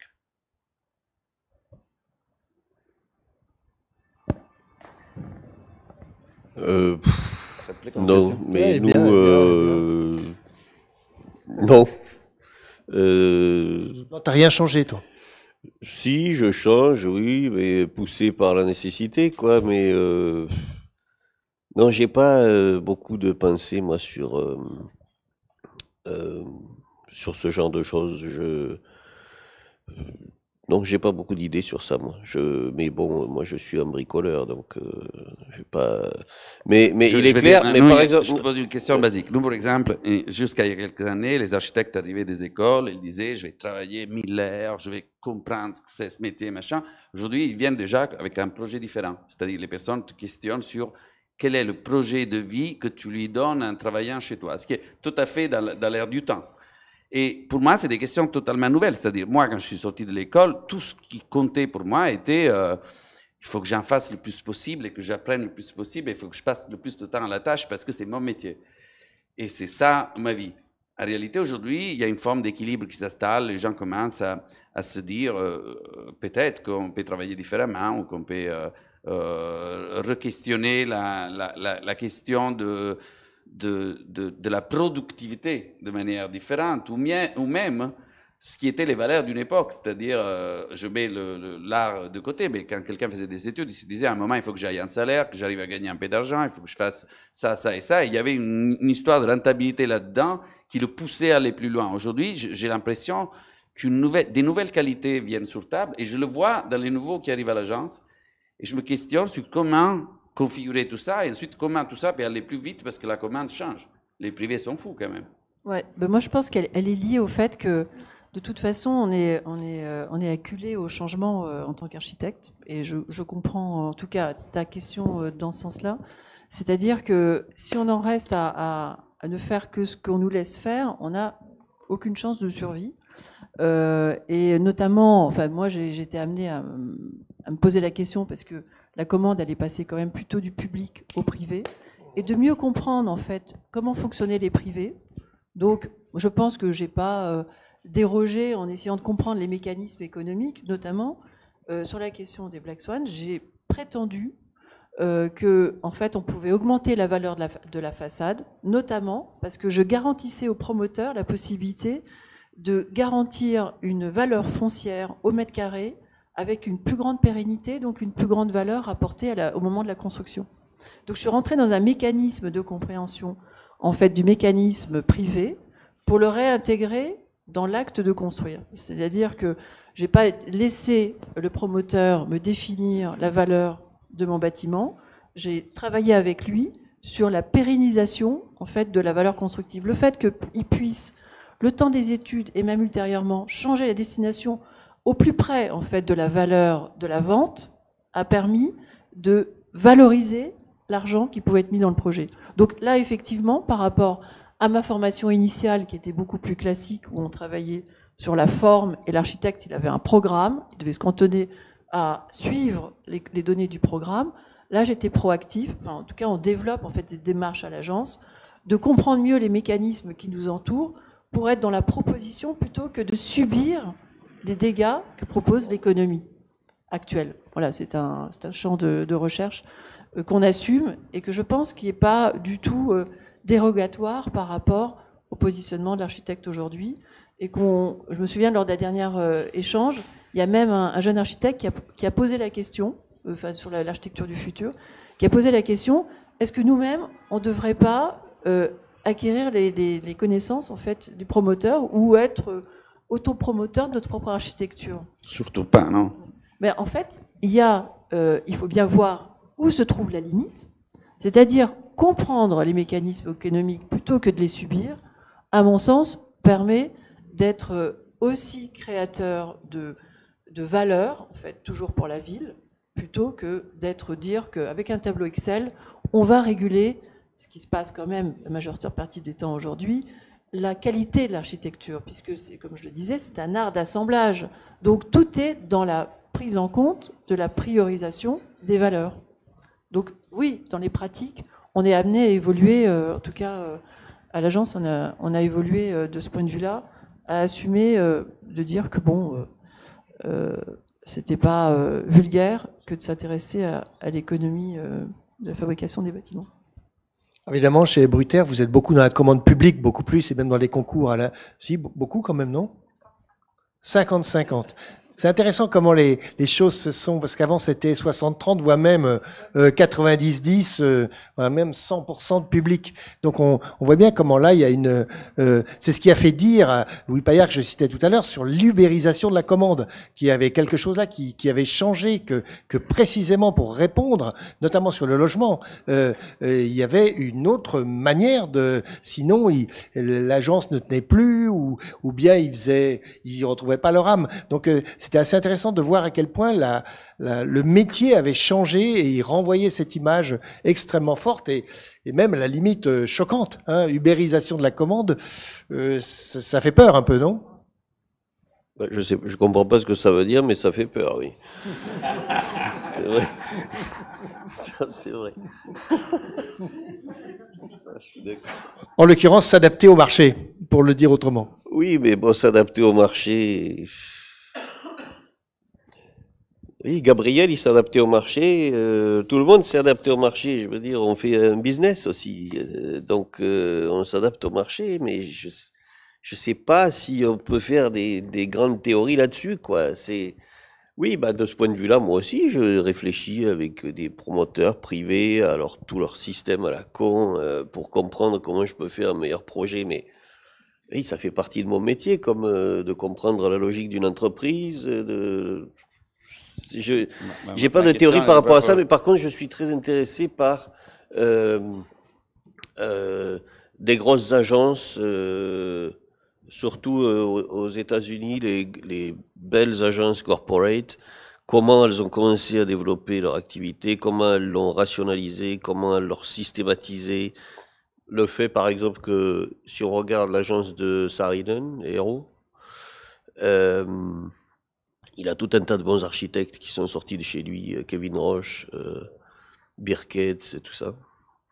Et comment ces architectes ont travaillé, qu'est-ce qu'ils ont produit, de quelle manière, avec quel niveau de perfection, et comment, par exemple, Louis Kahn, qui est juste un artisan, quoi, à côté, bon, il produit des choses différentes, très différentes. Et voilà, ça m'intéresse, oui, ce genre de réflexion. Ma question était plutôt là-dessus, c'est-à-dire qu'est-ce que vous mettez en pratique, parce qu'on se questionne en ce moment beaucoup sur, par exemple, comment transmettre le savoir même de l'agence. C'est-à-dire comment créer un système qui soit un écosystème dans lequel on rentre et du coup, tu n'as pas besoin de réexpliquer 50 fois le détail que tu as déjà fait 50 fois et comment tu fais le transmettre dans la manière la plus rapide. Donc, pour tout dire, moi, je me rappelle quand j'avais fait Hambourg, j'étais allé visiter l'agence Herzog de Meuron pour la Philharmonique, j'avais ouvert le serveur, j'avais vu la manière dont il transmettait le détail. Et depuis, nous, on fait la même chose, par exemple. Mais ce sont plein de questions, à mon avis, que les nouvelles technologies et la vitesse, moi, je trouve ça hallucinant, ce qu'on peut faire d'un téléphone, et combien de temps on met à faire quelque chose à l'agence. Et je n'arrive pas à trouver aujourd'hui un équilibre entre les deux. Ma question était là-dessus, mais si on veut revenir une seconde sur les promoteurs, laissez-moi passer juste un message, parce que je trouve qu'il y a un problème, du coup, de la corporation. Nous laissons trop de marge, trop d'espace, nous perdons trop de champs d'intervention aujourd'hui dans la commande. Et les conditions qui fabriquent les projets sont de plus en plus complexes si, en tant qu'architecte, nous continuons à accepter certaines choses.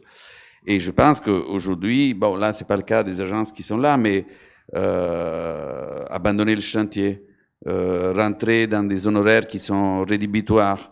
Donc oui, c'est un marché, oui, c'est compétitif, mais il y a des conditions sine qua non, c'est-à-dire à un moment, on n'arrivera plus à fabriquer, on n'aura plus les moyens nécessaires pour arriver à la pensée, et en abandonnant la partie constructive, c'est encore pire, parce qu'on peut être On peut finir nos projets en dessin autant bien que l'on peut. Le chantier, il a un rôle fondamental, même pour nous. Et ça, c'est quelque chose qui aujourd'hui, je trouve très dangereux. Je trouve que on est en train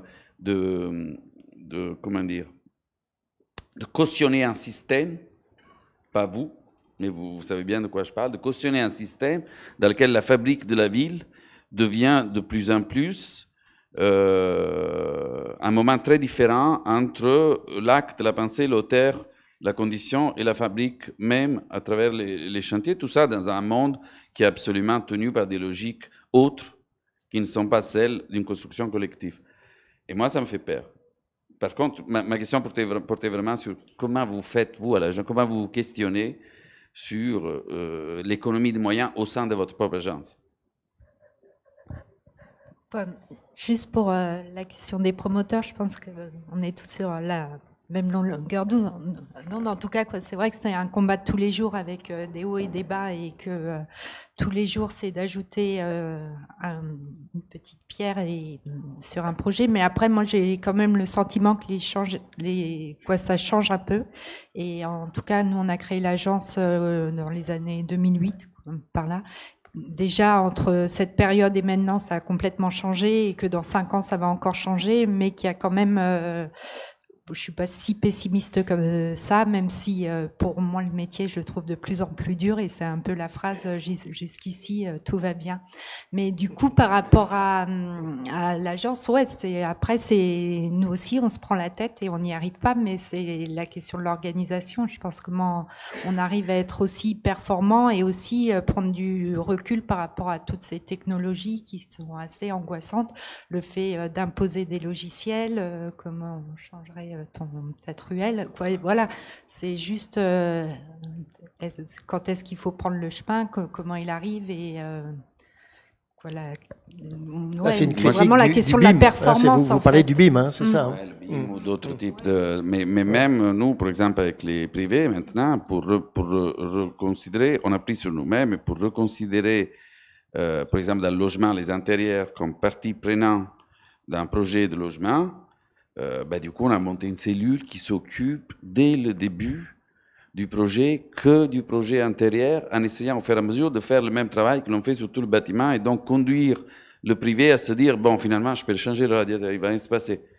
Et ce travail-là, nous, on perd de l'argent en ce moment, pour être très pragmatique, mais on a fait une cellule transversale pour remettre la main sur un champ d'exploration qui n'est plus partie du projet. Aujourd'hui, dans certains projets, même s'il y a beaucoup d'ambition et que la ville est derrière, qui a un contrôle, il y a des parties du projet qui sont totalement coupées par des conventions à la con, la charte vendue, des choses qui sont totalement juste des habitudes que finalement il faut arriver auxquelles il faut arriver à faire face, je pense.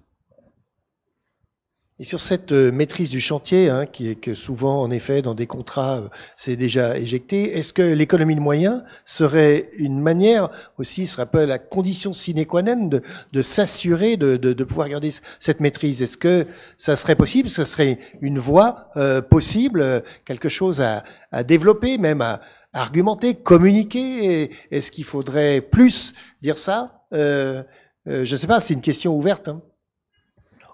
Oui, d'une certaine manière, dans le sens où si on a un projet avec pas de gras, quoi, de toute façon, il n'y a rien à déshabiller, tout est nécessaire, donc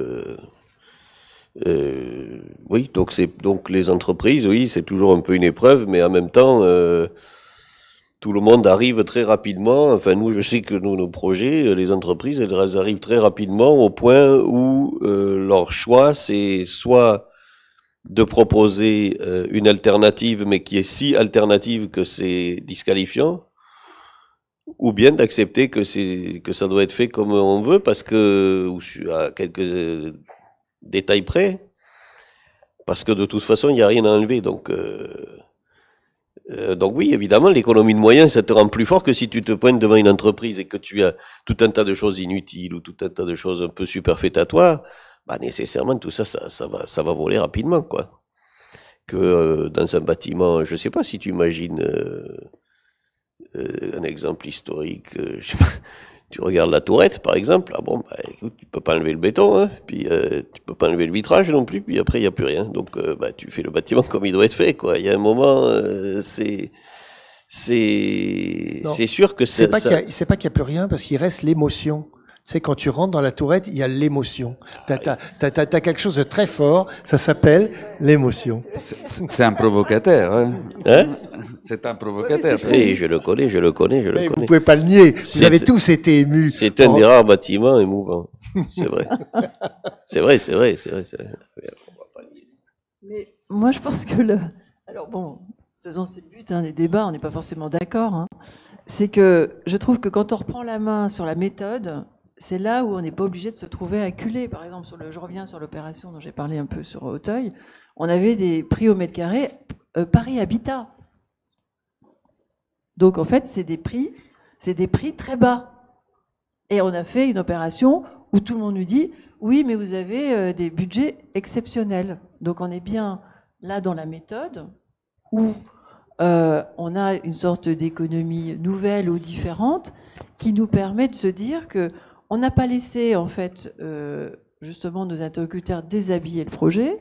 On a repris la main sur la méthode qui allait leur permettre de rentrer eux-mêmes dans leur équilibre budgétaire qui n'avait pas la possibilité d'augmenter. Mais par contre, on est dans cet mécanisme d'anticipation sur l'art de construire, donc la rationalité de la structure, la répétitivité des matériaux mis en œuvre, et la maîtrise, en fait, de la mise en concurrence. Alors ça, c'est vrai, c'est un vrai problème actuel. C'est que là, on était dans un process classique, c'est-à-dire qu'il y avait des architectes qui ont été choisis, architectes choisis, après on développe le projet, et après il y a une mise en concurrence des entreprises. C'est là où ça devient difficile, c'est quand effectivement les entreprises sont là dès le début, et qu'il n'y a pas cette mise en concurrence. Mais quand on est dans un process classique, et c'est là où il faut collectivement se battre, c'est qu'il y a cette, on va dire, possibilité pour nous architectes, par justement cette prise en compte en fait de tout le spectre économique de cet art d'assemblage qu'est l'architecture, de reprendre la main sur le résultat. Je pense que c'est par cette anticipation de la réalité de la construction et de cette précision de la construction qu'on arrive, in fine, à faire des architectures qui sont dites avec des moyens plus chers, mais qui en réalité n'ont pas des moyens plus importants. Alors, aucun d'entre vous n'a employé le mot frugalité. Ça m'a frappé parce que c'est aussi dans le discours aujourd'hui, une sorte de leçon un peu moraliste sur la frugalité. Beaucoup, hein. Et on peut complètement respecter des attitudes ascétiques, frugales, absolument. Mais j'ai noté qu'aucun d'entre vous ne s'est risqué sur ce plan. C'est volontaire que vous l'évitez ou bien vous pensez que c'est une autre question que celle de l'économie de moyens? Ça peut être... moi, Stéphanie, elle dit qu'elle prend du plaisir. Évidemment, je pense qu'on aime la vie, quoi. On aime le plaisir, on aime la frugalité. Franchement, c'est punitif, non? C'est plus. Non, mais il y a un côté. C'est un beau mot, en tout cas. Hein? C'est un joli mot, quand même. Ça sonne bien. Frugal. Ouais, ça sonne bien. C'est vraiment frugal. Pour les autres, ouais. C'est pas obèse, quoi, en fait. Non, mais il y a un côté. Il y a un côté aussi, je pense, on se paye un peu de mots, puis on va se contenter de peu. Je suis frugal, donc c'est bon. Hein. Je suis propre sur moi, je suis moral, j'ai fait ce qu'il fallait. Le reste, en fait, plus rien n'a d'importance, non? Quand on parle du plaisir, ça, le plaisir, c'est fondamental, parce que si on n'a pas de plaisir, et c'est ça le problème de travailler parfois avec des promoteurs trop durs, ou enfin où les conditions sont... C'est que si jamais on arrive au moment où on n'a plus de plaisir, le problème, c'est que les bâtiments, c'est vraiment des projets, c'est comme ça emmagasine du plaisir. Le plaisir qu'on a à les faire, il rejaillit sur les occupants, il rejaillit sur il se sent dans le bâtiment à la fin. Et évidemment que les bonnes architectures ont un caractère jubilatoire. Et on sent cette espèce de jubilation, on se dit, ah oui, quand même, là. Ouais, je sais pas, quand on est dans le lobby du SIGRAM, là, on se dit, ouais, putain, il s'est pas ennuyé le jour où il a dessiné ça, tu vois, il est, non, mais c'est important. Et donc, la frugalité, non, je crois que c'est vraiment, enfin, moi, je me sens pas du tout concerné. Comme ça, les choses sont claires. On va peut-être prendre des questions dans la salle. Qui voudrait réagir, interpeller? Monsieur, Directement par rapport à ce qu'il vient de dire ou d'autres par choses rapport à ce que vous voulez. Ah, très bien. Oui, je me pose une question assez simple et directe, mais enfin, j'en profite parce que je vous en face aujourd'hui, mais dans vos agendas par rapport à une architecture durable, vous en êtes où? Parce que on n'en a pas parlé aujourd'hui. Et en tant qu'étudiant, c'est quelque chose qui me paraît... C'est faux, non? Vous en avez parlé aujourd'hui peut-être? Oui, j'en ai parlé. J'ai dit durer dans le temps, ça veut dire déjà repenser. Non, mais je parle en termes de matériaux, en termes de technique, etc. Vous en êtes où? Parce qu'aujourd'hui, notamment chez vous et Brøtter, on a on a une architecture qui utilise le béton avec sa plasticité, sa beauté, enfin évidente, c'est pas le problème. Mais est-ce que c'est pas daté aujourd'hui? Enfin, ça me paraît. Enfin, en tant qu'étudiant, c'est quelque chose qui est terrifiant de voir tous les jours.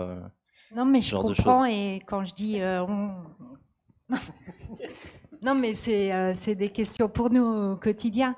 Oui, on construit en béton. Donc déjà, un bâtiment, ça met un certain temps, ça met un certain temps à se construire. Et pour nous, déjà, de construire en béton, quand on a livré la Cité internationale, ça a été un combat. Ça peut paraître con maintenant, et je le reconnais, de passer en structure poteau-dalle. C'est un combat, de dire on n'est pas sur des refends et c'est juste des poteaux dalles et on a une structure, on a un squelette, on essaie d'avoir une structure le plus efficiente possible qui permet, comme disait Umberto, de pouvoir cloisonner, d'avoir une certaine liberté dans le temps, et cette infrastructure, elle restera. Pour nous, ça a été le premier point qui fait partie aussi d'une démarche durable. Après, nous, on n'est pas contre le bois etc. Mais ce que je disais, nous, ce qui nous intéresse, c'est le travail sur la matière, la légèreté. Construire en bois aujourd'hui du logement, ça, pour nous, on n'y est pas, parce qu'on se retrouve avec, peut-être que dans 2 ans, dans 1 an, on s'y retrouvera, mais là, actuellement, on se retrouve avec de la matière, des épaisseurs de dalles qui sont énormes. Quand on en a parlé, on en parle tous les jours avec Eric, parce qu'on a un projet en commun en bois.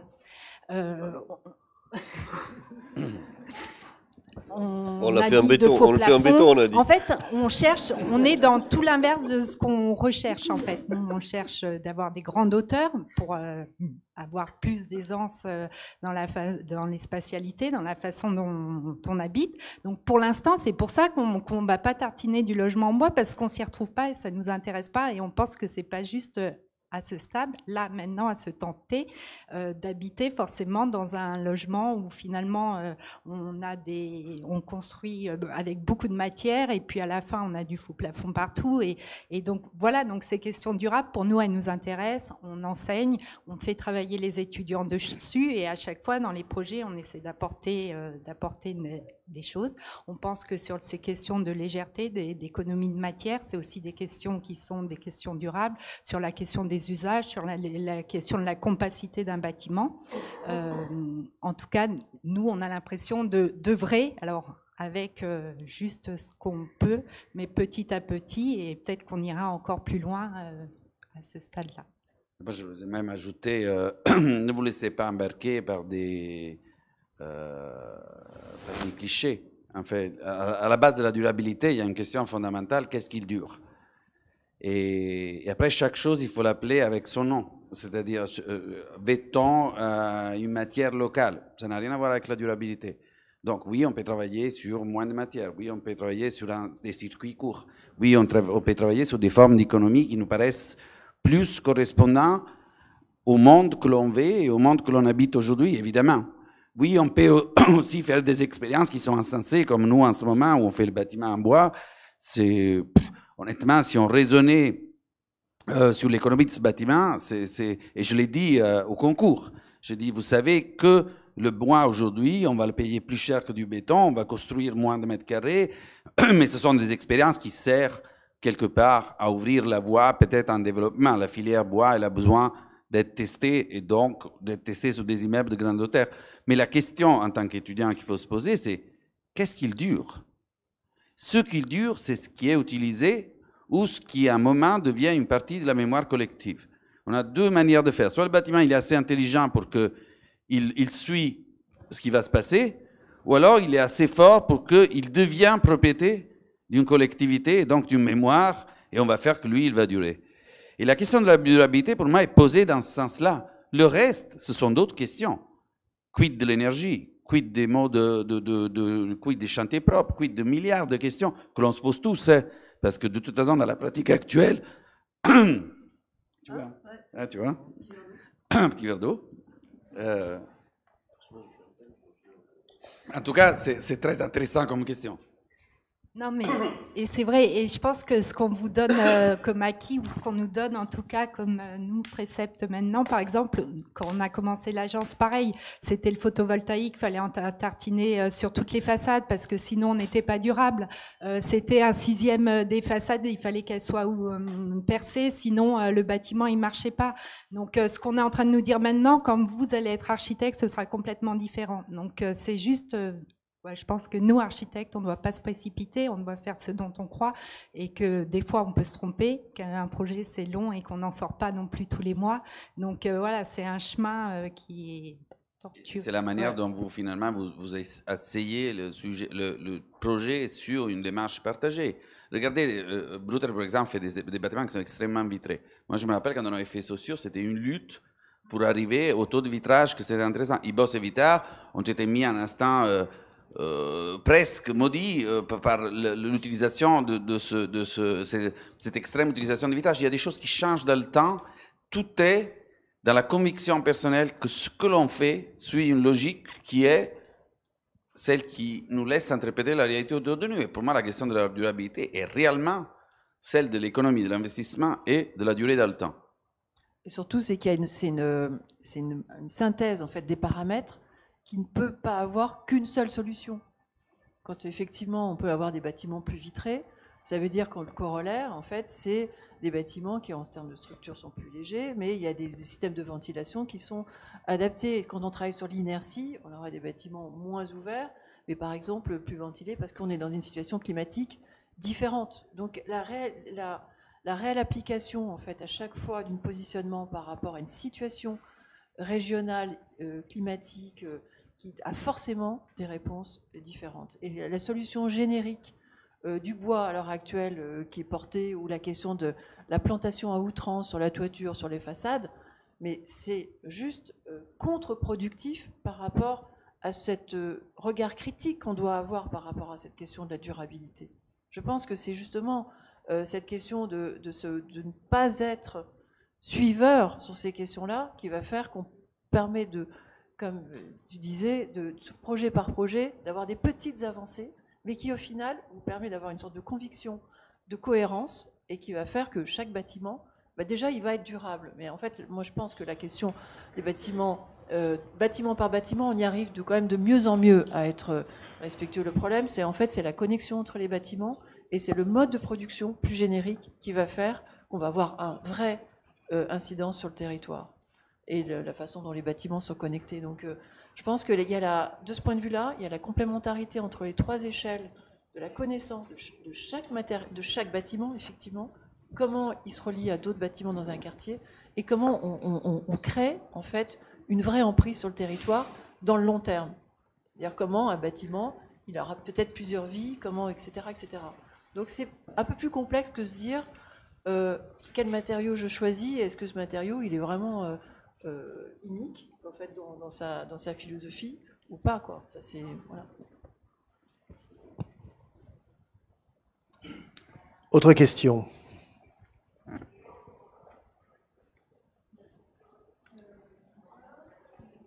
On vous entend pas. Et on ne vous voit pas. Vous m'entendez là? Bonsoir, merci pour cette conférence. Alors moi je reviendrai juste sur le mot frugalité que vous avez employé à la fin de la conférence. Et je voulais savoir ce que vous pensez du manifeste de Philippe Bindec, La frugalité heureuse.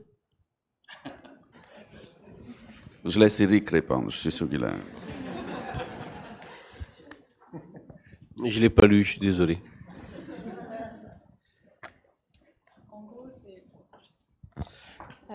Juste pour que ce soit simple, c'est à travers un manifeste en 3 points, c'est il démontre que la frugalité dans l'architecture n'est pas forcément le fait de réduire ou d'enlever des matériaux, mais c'est aussi la question de la connexion avec le paysage, la question avec le réemploi, et la question aussi de faire avec les habitants, parce que peut-être on peut trouver aussi une économie avec les habitants, au lieu de penser peut-être de notre côté en disant peut-être que ça irait bien, mais voir comment on pourrait arriver à trouver une harmonie en fait.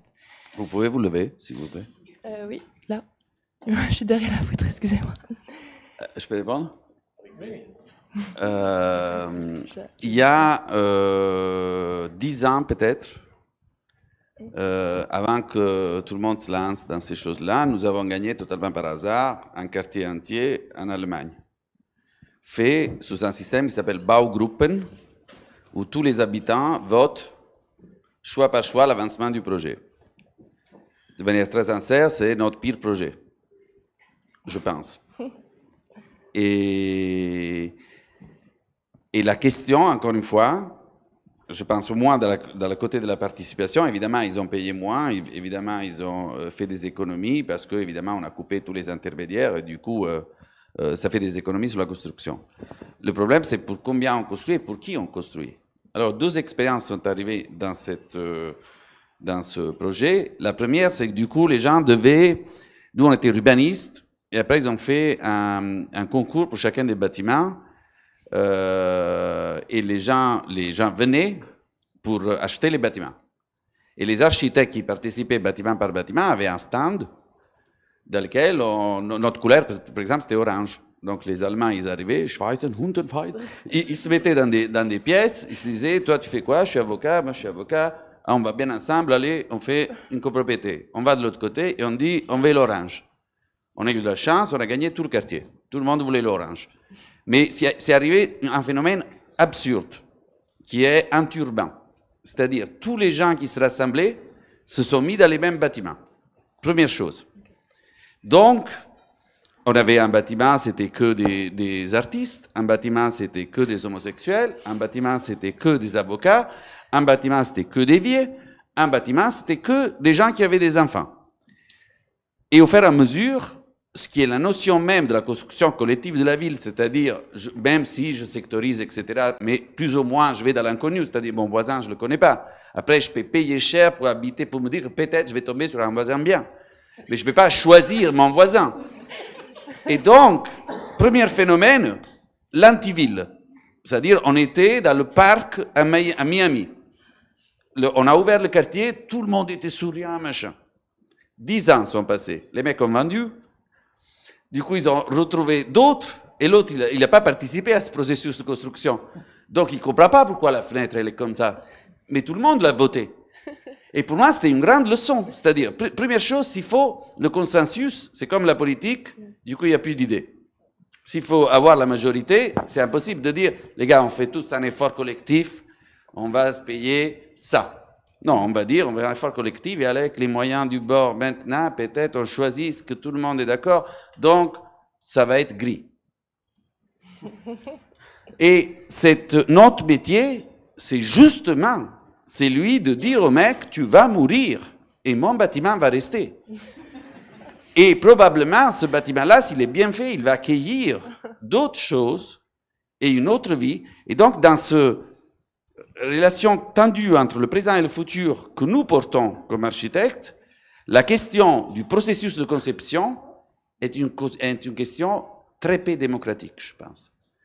C'est-à-dire que nous arrivons dans des rayons c'est comme la musique, vous ne faites pas une composition musicale collectivement, sinon on va tous sortir 3 notes. Donc il y a un moment où on croit dans quelque chose, on fait partager le projet et l'objectif, on fait partager la manière de le porter, mais on est là devant et nous construisons pour générer les questions qui ne se sont pas posées. Les gens sont basiques, et je ne dis pas ça contre eux, mais si vous posez la question, ils veulent la maison la plus grande, le voisin le plus joli, la babysitter si elle est à l'étage du bas, enfin, et vous arrivez à des aberrations qui sont tout simplement un phénomène sociétal. Après, je critique pas le fait que l'architecte agit comme un guide, hein. Au contraire, je pense que. Non, mais je dis ça parce qu'il y a cette idée sur la participation. Donc, oui, quand je suis arrivé en France, on vous l'a fait faire aussi, j'imagine, les réunions publiques où on présentait aux gens du quartier ce qui allait se passer. dans ce cas-là, c'était totalement faux. Enfin, on arrivait, on racontait une histoire et on faisait semblant de répondre aux questions, mais le projet, il était déjà au permis de construire, etc. Et les questions étaient absurdes. Moi, à Frekel, je suis arrivé quand on avait fait les premiers logements et les gens ont demandé, mais il y a... Or, la question du vivant est une question fondamentale et nous pouvons tous l'embrasser. Mais dans un truc où on met un effort, il y a 5 chats sur le terrain. Qu'est-ce que vous allez en faire? Et j'ai regardé la femme et j'ai dit, mais qu'est-ce que j'en sais? Et vous avez, je vous promets, dans ces réunions, 1000 personnes on avait en Allemagne, dans ces réunions, du coup, moi j'ai tendance à vouloir parler, et j'avais embauché des Allemands, et on avait des gens sur place. Donc, et je les voyais se disputer, mais en plus, comme ils ont ce truc de l'histoire, donc de l'hyperdémocratie, donc de l'hyper prise en compte de la parole de l'autre, ils s'insultent face à face dans un débat. T'es con, non, toi aussi. Et ça peut durer très loin, ça peut aller. Donc moi j'avais envie d'intervenir, et l'Allemagne disait, ne fais rien, tu vas voir, et à la fin ils vont nous poser la question, qu'est-ce qu'il faut faire? Et ce qui est fou, c'est que notre métier est loin de là. C'est loin, c'est comprendre, analyser, prendre le parti et le pari d'avoir la réponse. Mais c'est très difficile de dire, je vais mettre tout le monde d'accord. Et d'ailleurs, ça n'arrive jamais. Alors, ça c'était il y a longtemps, on pourrait presque dire dans le monde d'avant. Comment tu ferais aujourd'hui, ou comment tu fais aujourd'hui sur l'île de Nantes, par exemple, ou dans ces transformations de logements à côté de Bordeaux, là, à des très grandes échelles, comment arriver à faire adhérer une population, un territoire, à un projet de grande envergure?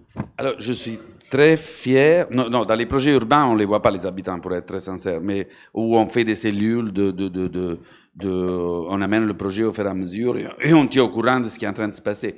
Mais par contre, dans la réhabilitation de Lormont, ça s'est fait en site occupé. Donc c'était une cité, je ne sais pas si vous voyez ce projet, c'était une cité, il y avait X habitants, on a fait des travaux, on a refait tous les bâtiments et avec les gens qui étaient dedans. Et c'était une cité qui est totalement issue de cette période critique des cités françaises où on brûlait les caisses, on occupait les halls, enfin je ne dis pas qu'on a tout résolu, mais en tout cas, ça s'est fait. C'est un projet qui a été présenté à la Biennale de Venise. Hein. C'est un projet qui a été présenté à la Biennale de Ravenna. Celle de Rem Koolhaas, si ma mémoire est bonne. Hein? Gomorrah, j'allais quand j'étais jeune. C'était un endroit pour... ouais, exactement. Mais là, il y avait carrément un portail. Tu sais, ils avaient construit un portail en acier tout autour, avec des gens armés, et tu arrivais, tu faisais « je voudrais visiter, je suis architecte ». Et ils t'amenaient... Ça, c'était Rigotti, non? Oui, aussi, mais même spontanément. Zen, le quartier Zen. Il est comme ça. Ouais. Et, mais par contre, du coup, ce qu'on fait aujourd'hui, c'est qu'on essaye, mais on le fait même avec nos clients, c'est une mission. On essaye d'élever le discours.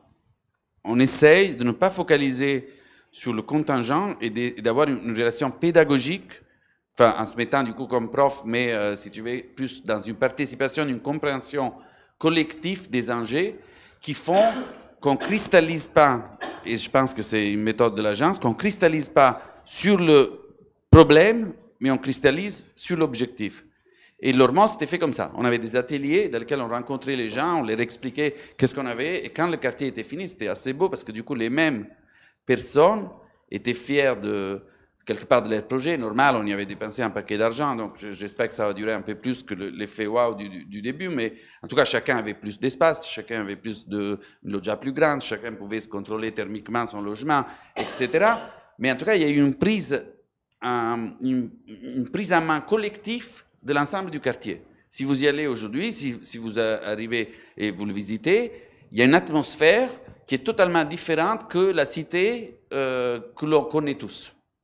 Et ça, parce que je pense qu'à un moment donné, peut-être, le projet collectif, donc parce qu'ils ont été dedans, ils ont vu évoluer, ils ont commencé à apprécier l'espace, etc. Et peut-être ils le trouvent beau.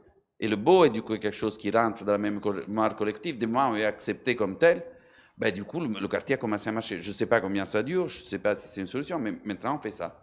On fait de la pédagogie. On va prendre une dernière question, peut-être. Monsieur Solaire. D'abord, merci et bravo à vous 5. C'est un débat vraiment hyper intéressant pas pour une fois, je dirais, mais pour une fois, il y a vraiment beaucoup de monde et je trouve que c'est très intéressant. Alors moi, j'ai une question parce que j'étais venu pour voir à quoi pouvait ressembler le futur de l'architecture et j'ai pas ma réponse. Donc je suis pas content.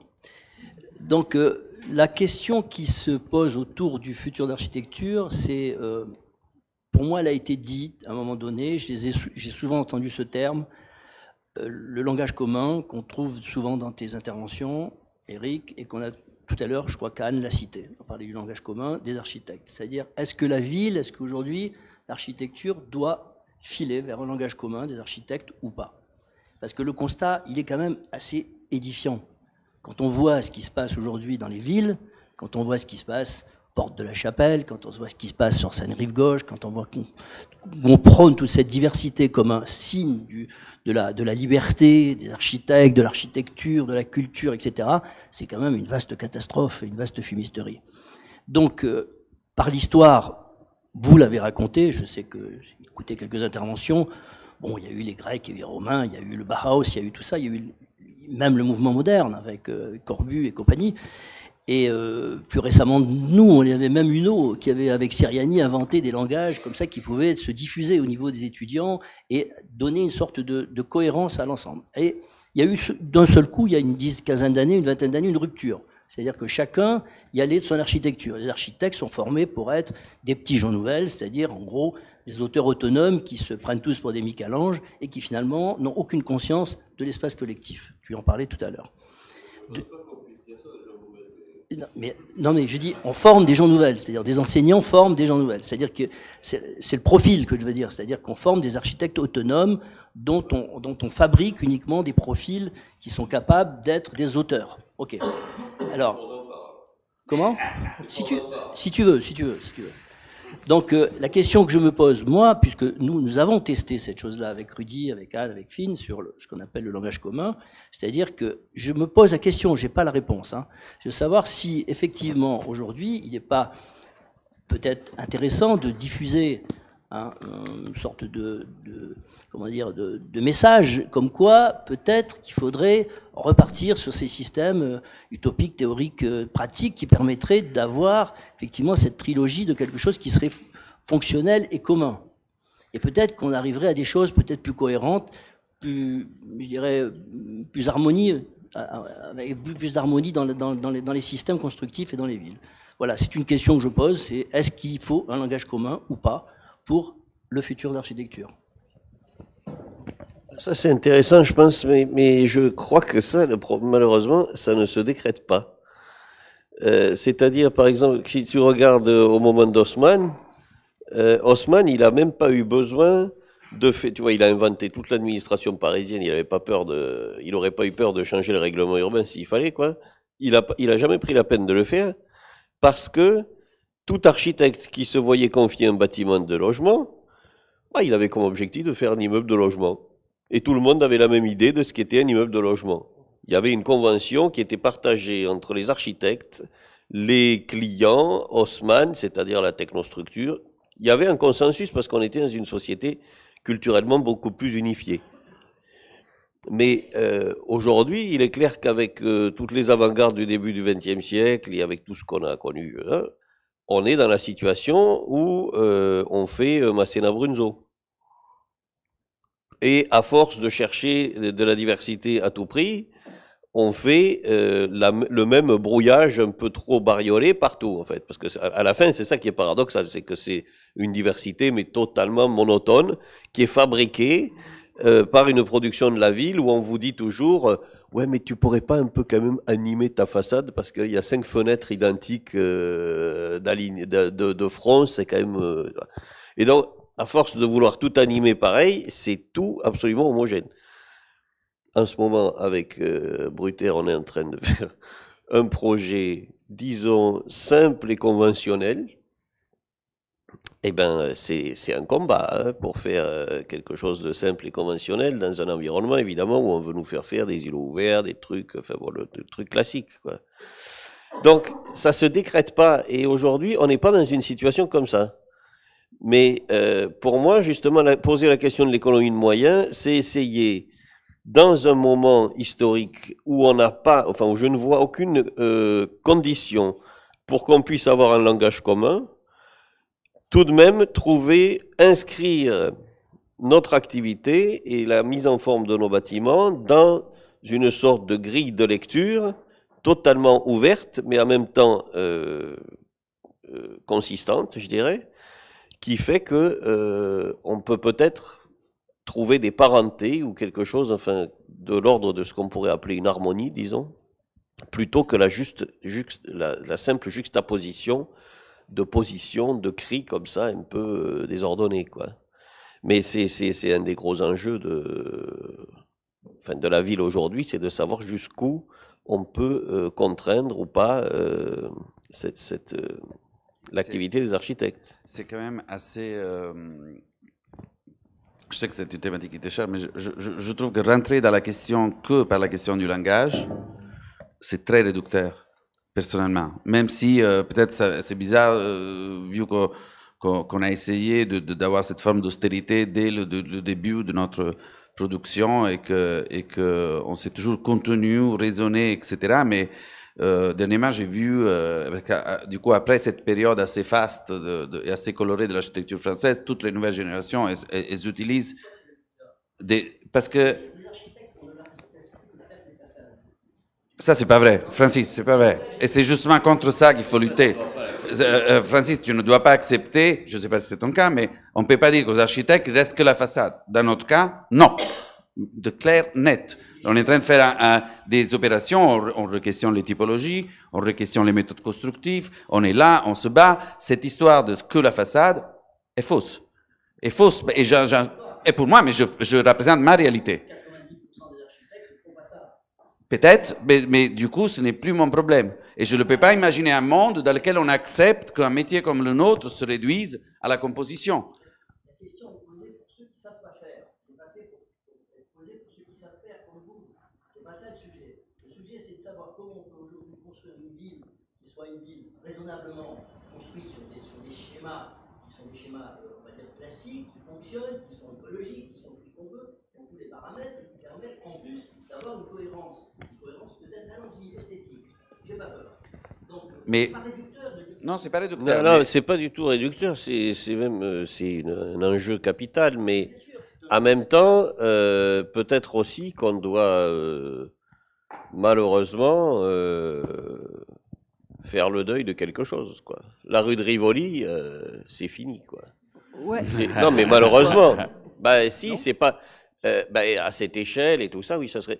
Mais non, mais moi, je pense que reprendre le manche, en fait, par la question de l'environnement, je pense que c'est le fil indispensable dans lequel, les prochaines années, il faut que tous les architectes se retrouvent. C'est-à-dire que cette idée qu'on ne peut pas concevoir un bâtiment sans penser sa transformation, voire sa démontabilité, que, en fait, ça, c'est des vrais enjeux qui vont avoir une incidence sur ce langage commun. C'est-à-dire qu'il n'y a pas de possibilité autrement. C'est-à-dire qu'il faut absolument qu'on pense l'économie du territoire et d'une façon, mais urgente, quoi. Donc, je pense que c'est ça qui va fédérer l'utopie d'une façon de recréer, en fait, la possibilité de développer un imaginaire sur un nouveau monde, en fait, par ce prisme-là, parce que de toute façon, on va être rattrapé, mais alors là, parce que tu parlais effectivement des transformations de 5 ans, etc., mais c'est dès maintenant, parce que de toute façon, il y a des réglementations sur la production carbone des bâtiments, qui sont, on va dire, au mieux sur certains bâtiments, mais ça va être générique.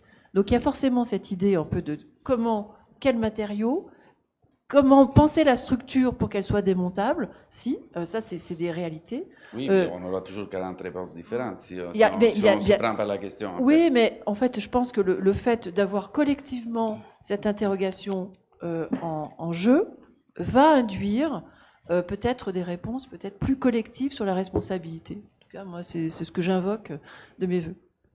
Je vais juste ajouter une micro très courte. Nous, on s'est posé la question sur Bordeaux. On est urbaniste, on a écrit une forme de charte et on a mis en place une méthode. Et du coup, nous-mêmes, on construit une partie de ce quartier à côté de la gare.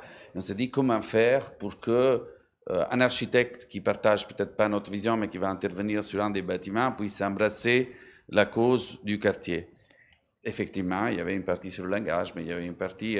et ce qu'on a fait, c'est qu'on a véritablement établi, un peu comme du coup Haussmann à l'époque, on a essayé de partager un projet de la constitution d'une identité d'un quartier. Et cette identité, elle devait être embrassée par tous les auteurs, donc par toutes les personnes qui intervenaient sur ce quartier. Elle se traduisait dans le langage, elle se traduisait dans une manière d'habiter, dans la typologie, dans l'espace public, et ça a pris un travail de malade mental. Et c'est peut-être pas une méthode, c'était pour cette-là, mais pour moi, la question est vraiment plurielle, mais en amont de la question, il y a le projet collectif. Et du coup, si tu questionnes un architecte à la fois, je ne sais pas, mais si on parle de projets qui sont un peu plus grands, du coup, à l'échelle de la rue de Rivoli, on peut se questionner tous sur quel type d'identité. Et je ne suis pas sûr que la sagesse ou un langage ou un type de langage, parce qu'un langage commun, ce serait dur à décrypter. Quand je dis langage commun, je ne dis pas un langage imposé par un urbaniste ou un architecte comme toi. Oui, je dis que c'est les architectes qui écrivent leur propre vocabulaire, si tu veux. C'est ça que je veux dire. Quand le moderne a embrassé un langage que tu as trouvé au Sri Lanka par Bawa, c'est parce qu'il y avait des nécessités qui étaient évidentes et qui répondaient à toute une espèce de coursière faite d'évolution économique, sociétale, technique et stylistique qui se mettaient tous ensemble et qui généraient un langage. Aujourd'hui, on l'a pas, ça. Eric a raison, on vit dans un monde pluriel et c'est très difficile que ça vienne du haut. Alors Eric, pour terminer, en fait, on va pas terminer ce soir, on va faire un autre débat parce que on sent que c'est nourri, mais avec d'autres. Vous inquiétez, le panel va tourner. Une question. Est-ce que la triennale de Lisbonne, tu as trouvé que finalement ce discours, ce positionnement, ce questionnement a eu un écho international comme tu le souhaitais, ou bien les gens se sont dit c'est vraiment un truc franco-français, parce que c'est vrai que les Français sont beaucoup là-dessus en ce moment. Est-ce que tu as pu voir que finalement, justement, beaucoup de gens nous rejoignaient? Non, c'était plutôt accueilli positivement, je crois, dans la presse, en tout cas par la critique. Et non, largement, ça n'a pas été du tout perçu comme franco-français, je crois. Parce que de toute façon, les questions dont on parle, les exemples qu'on a montrés là-dedans, et les principes, en fait, c'est des choses qui assument une certaine dimension universelle, je pense. C'est pas que dans l'idée qu'on doit faire que des solutions spécifiques et tout ça. Évidemment qu'on doit être contextuel, on doit être... mais être contextuel, il faudrait encore un peu réfléchir à ce que ça veut dire, quoi, tu vois, parce que Miss, il est contextuel, hein, il fait tout le temps le même bâtiment. Ça n'empêche pas d'être contextuel, non, mais la Caton-Vassal, ils sont contextuels, ils font tout le temps la même chose, ça marche tout le temps. Donc voilà, c'est pas forcément en faisant des distorsions pour ressembler aux voisins qu'on est contextuel, par exemple. Donc et nous, enfin, c'est sûr que dans les propositions qu'on a faites là, ou de ce qu'on a raconté là, on assume une dimension universelle, oui, enfin, pour partie, je pense qu'on peut penser l'architecture en soi, on peut avoir une réflexion sur la forme en soi, et que ça n'empêche pas qu'on produise des architectures qui vont bien là où elles sont. Donc, non, je crois que ça a été bien accueilli. Oui, d'ailleurs, je me demandais en fait comment ça allait se passer, quoi. J'étais plutôt étonné de l'accueil, la positivité de l'accueil, on va dire.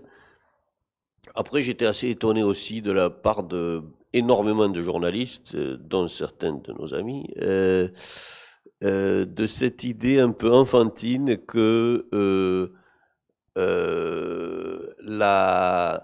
la rationalité serait censée être ennuyeuse, sèche, et voilà. Beaucoup de gens ont eu des problèmes avec leurs profs de maths au lycée, je crois, et ils assimilent, enfin, ça leur donne pas beaucoup de capacité d'abstraction. Donc, mais la rationalité, c'est déjà ce qui nous permet de vivre ensemble, quoi, d'avoir des horaires, d'avoir une organisation sociale, enfin tout ça. Dans la vie en général, quand on doit avoir affaire à des personnes complètement irrationnelles, c'est fatigant. Hein. Donc, oui, jusqu'à un certain point, oui. Mais donc du coup, non, nous ce qui nous intéressait, c'était vrai, et ce qui continue de nous intéresser, c'est de montrer que la rationalité est quelque chose de comment dire, juteux, appétissant, agréable. Jouissif, t'allais dire. Jouissif, voilà, c'est le mot que je cherchais. On va pouvoir... J'ai lu sur tes lèvres. Voilà, on va se quitter sur ce mot. Voilà, on remercie beaucoup Stéphanie, Eric, Anne, Umberto.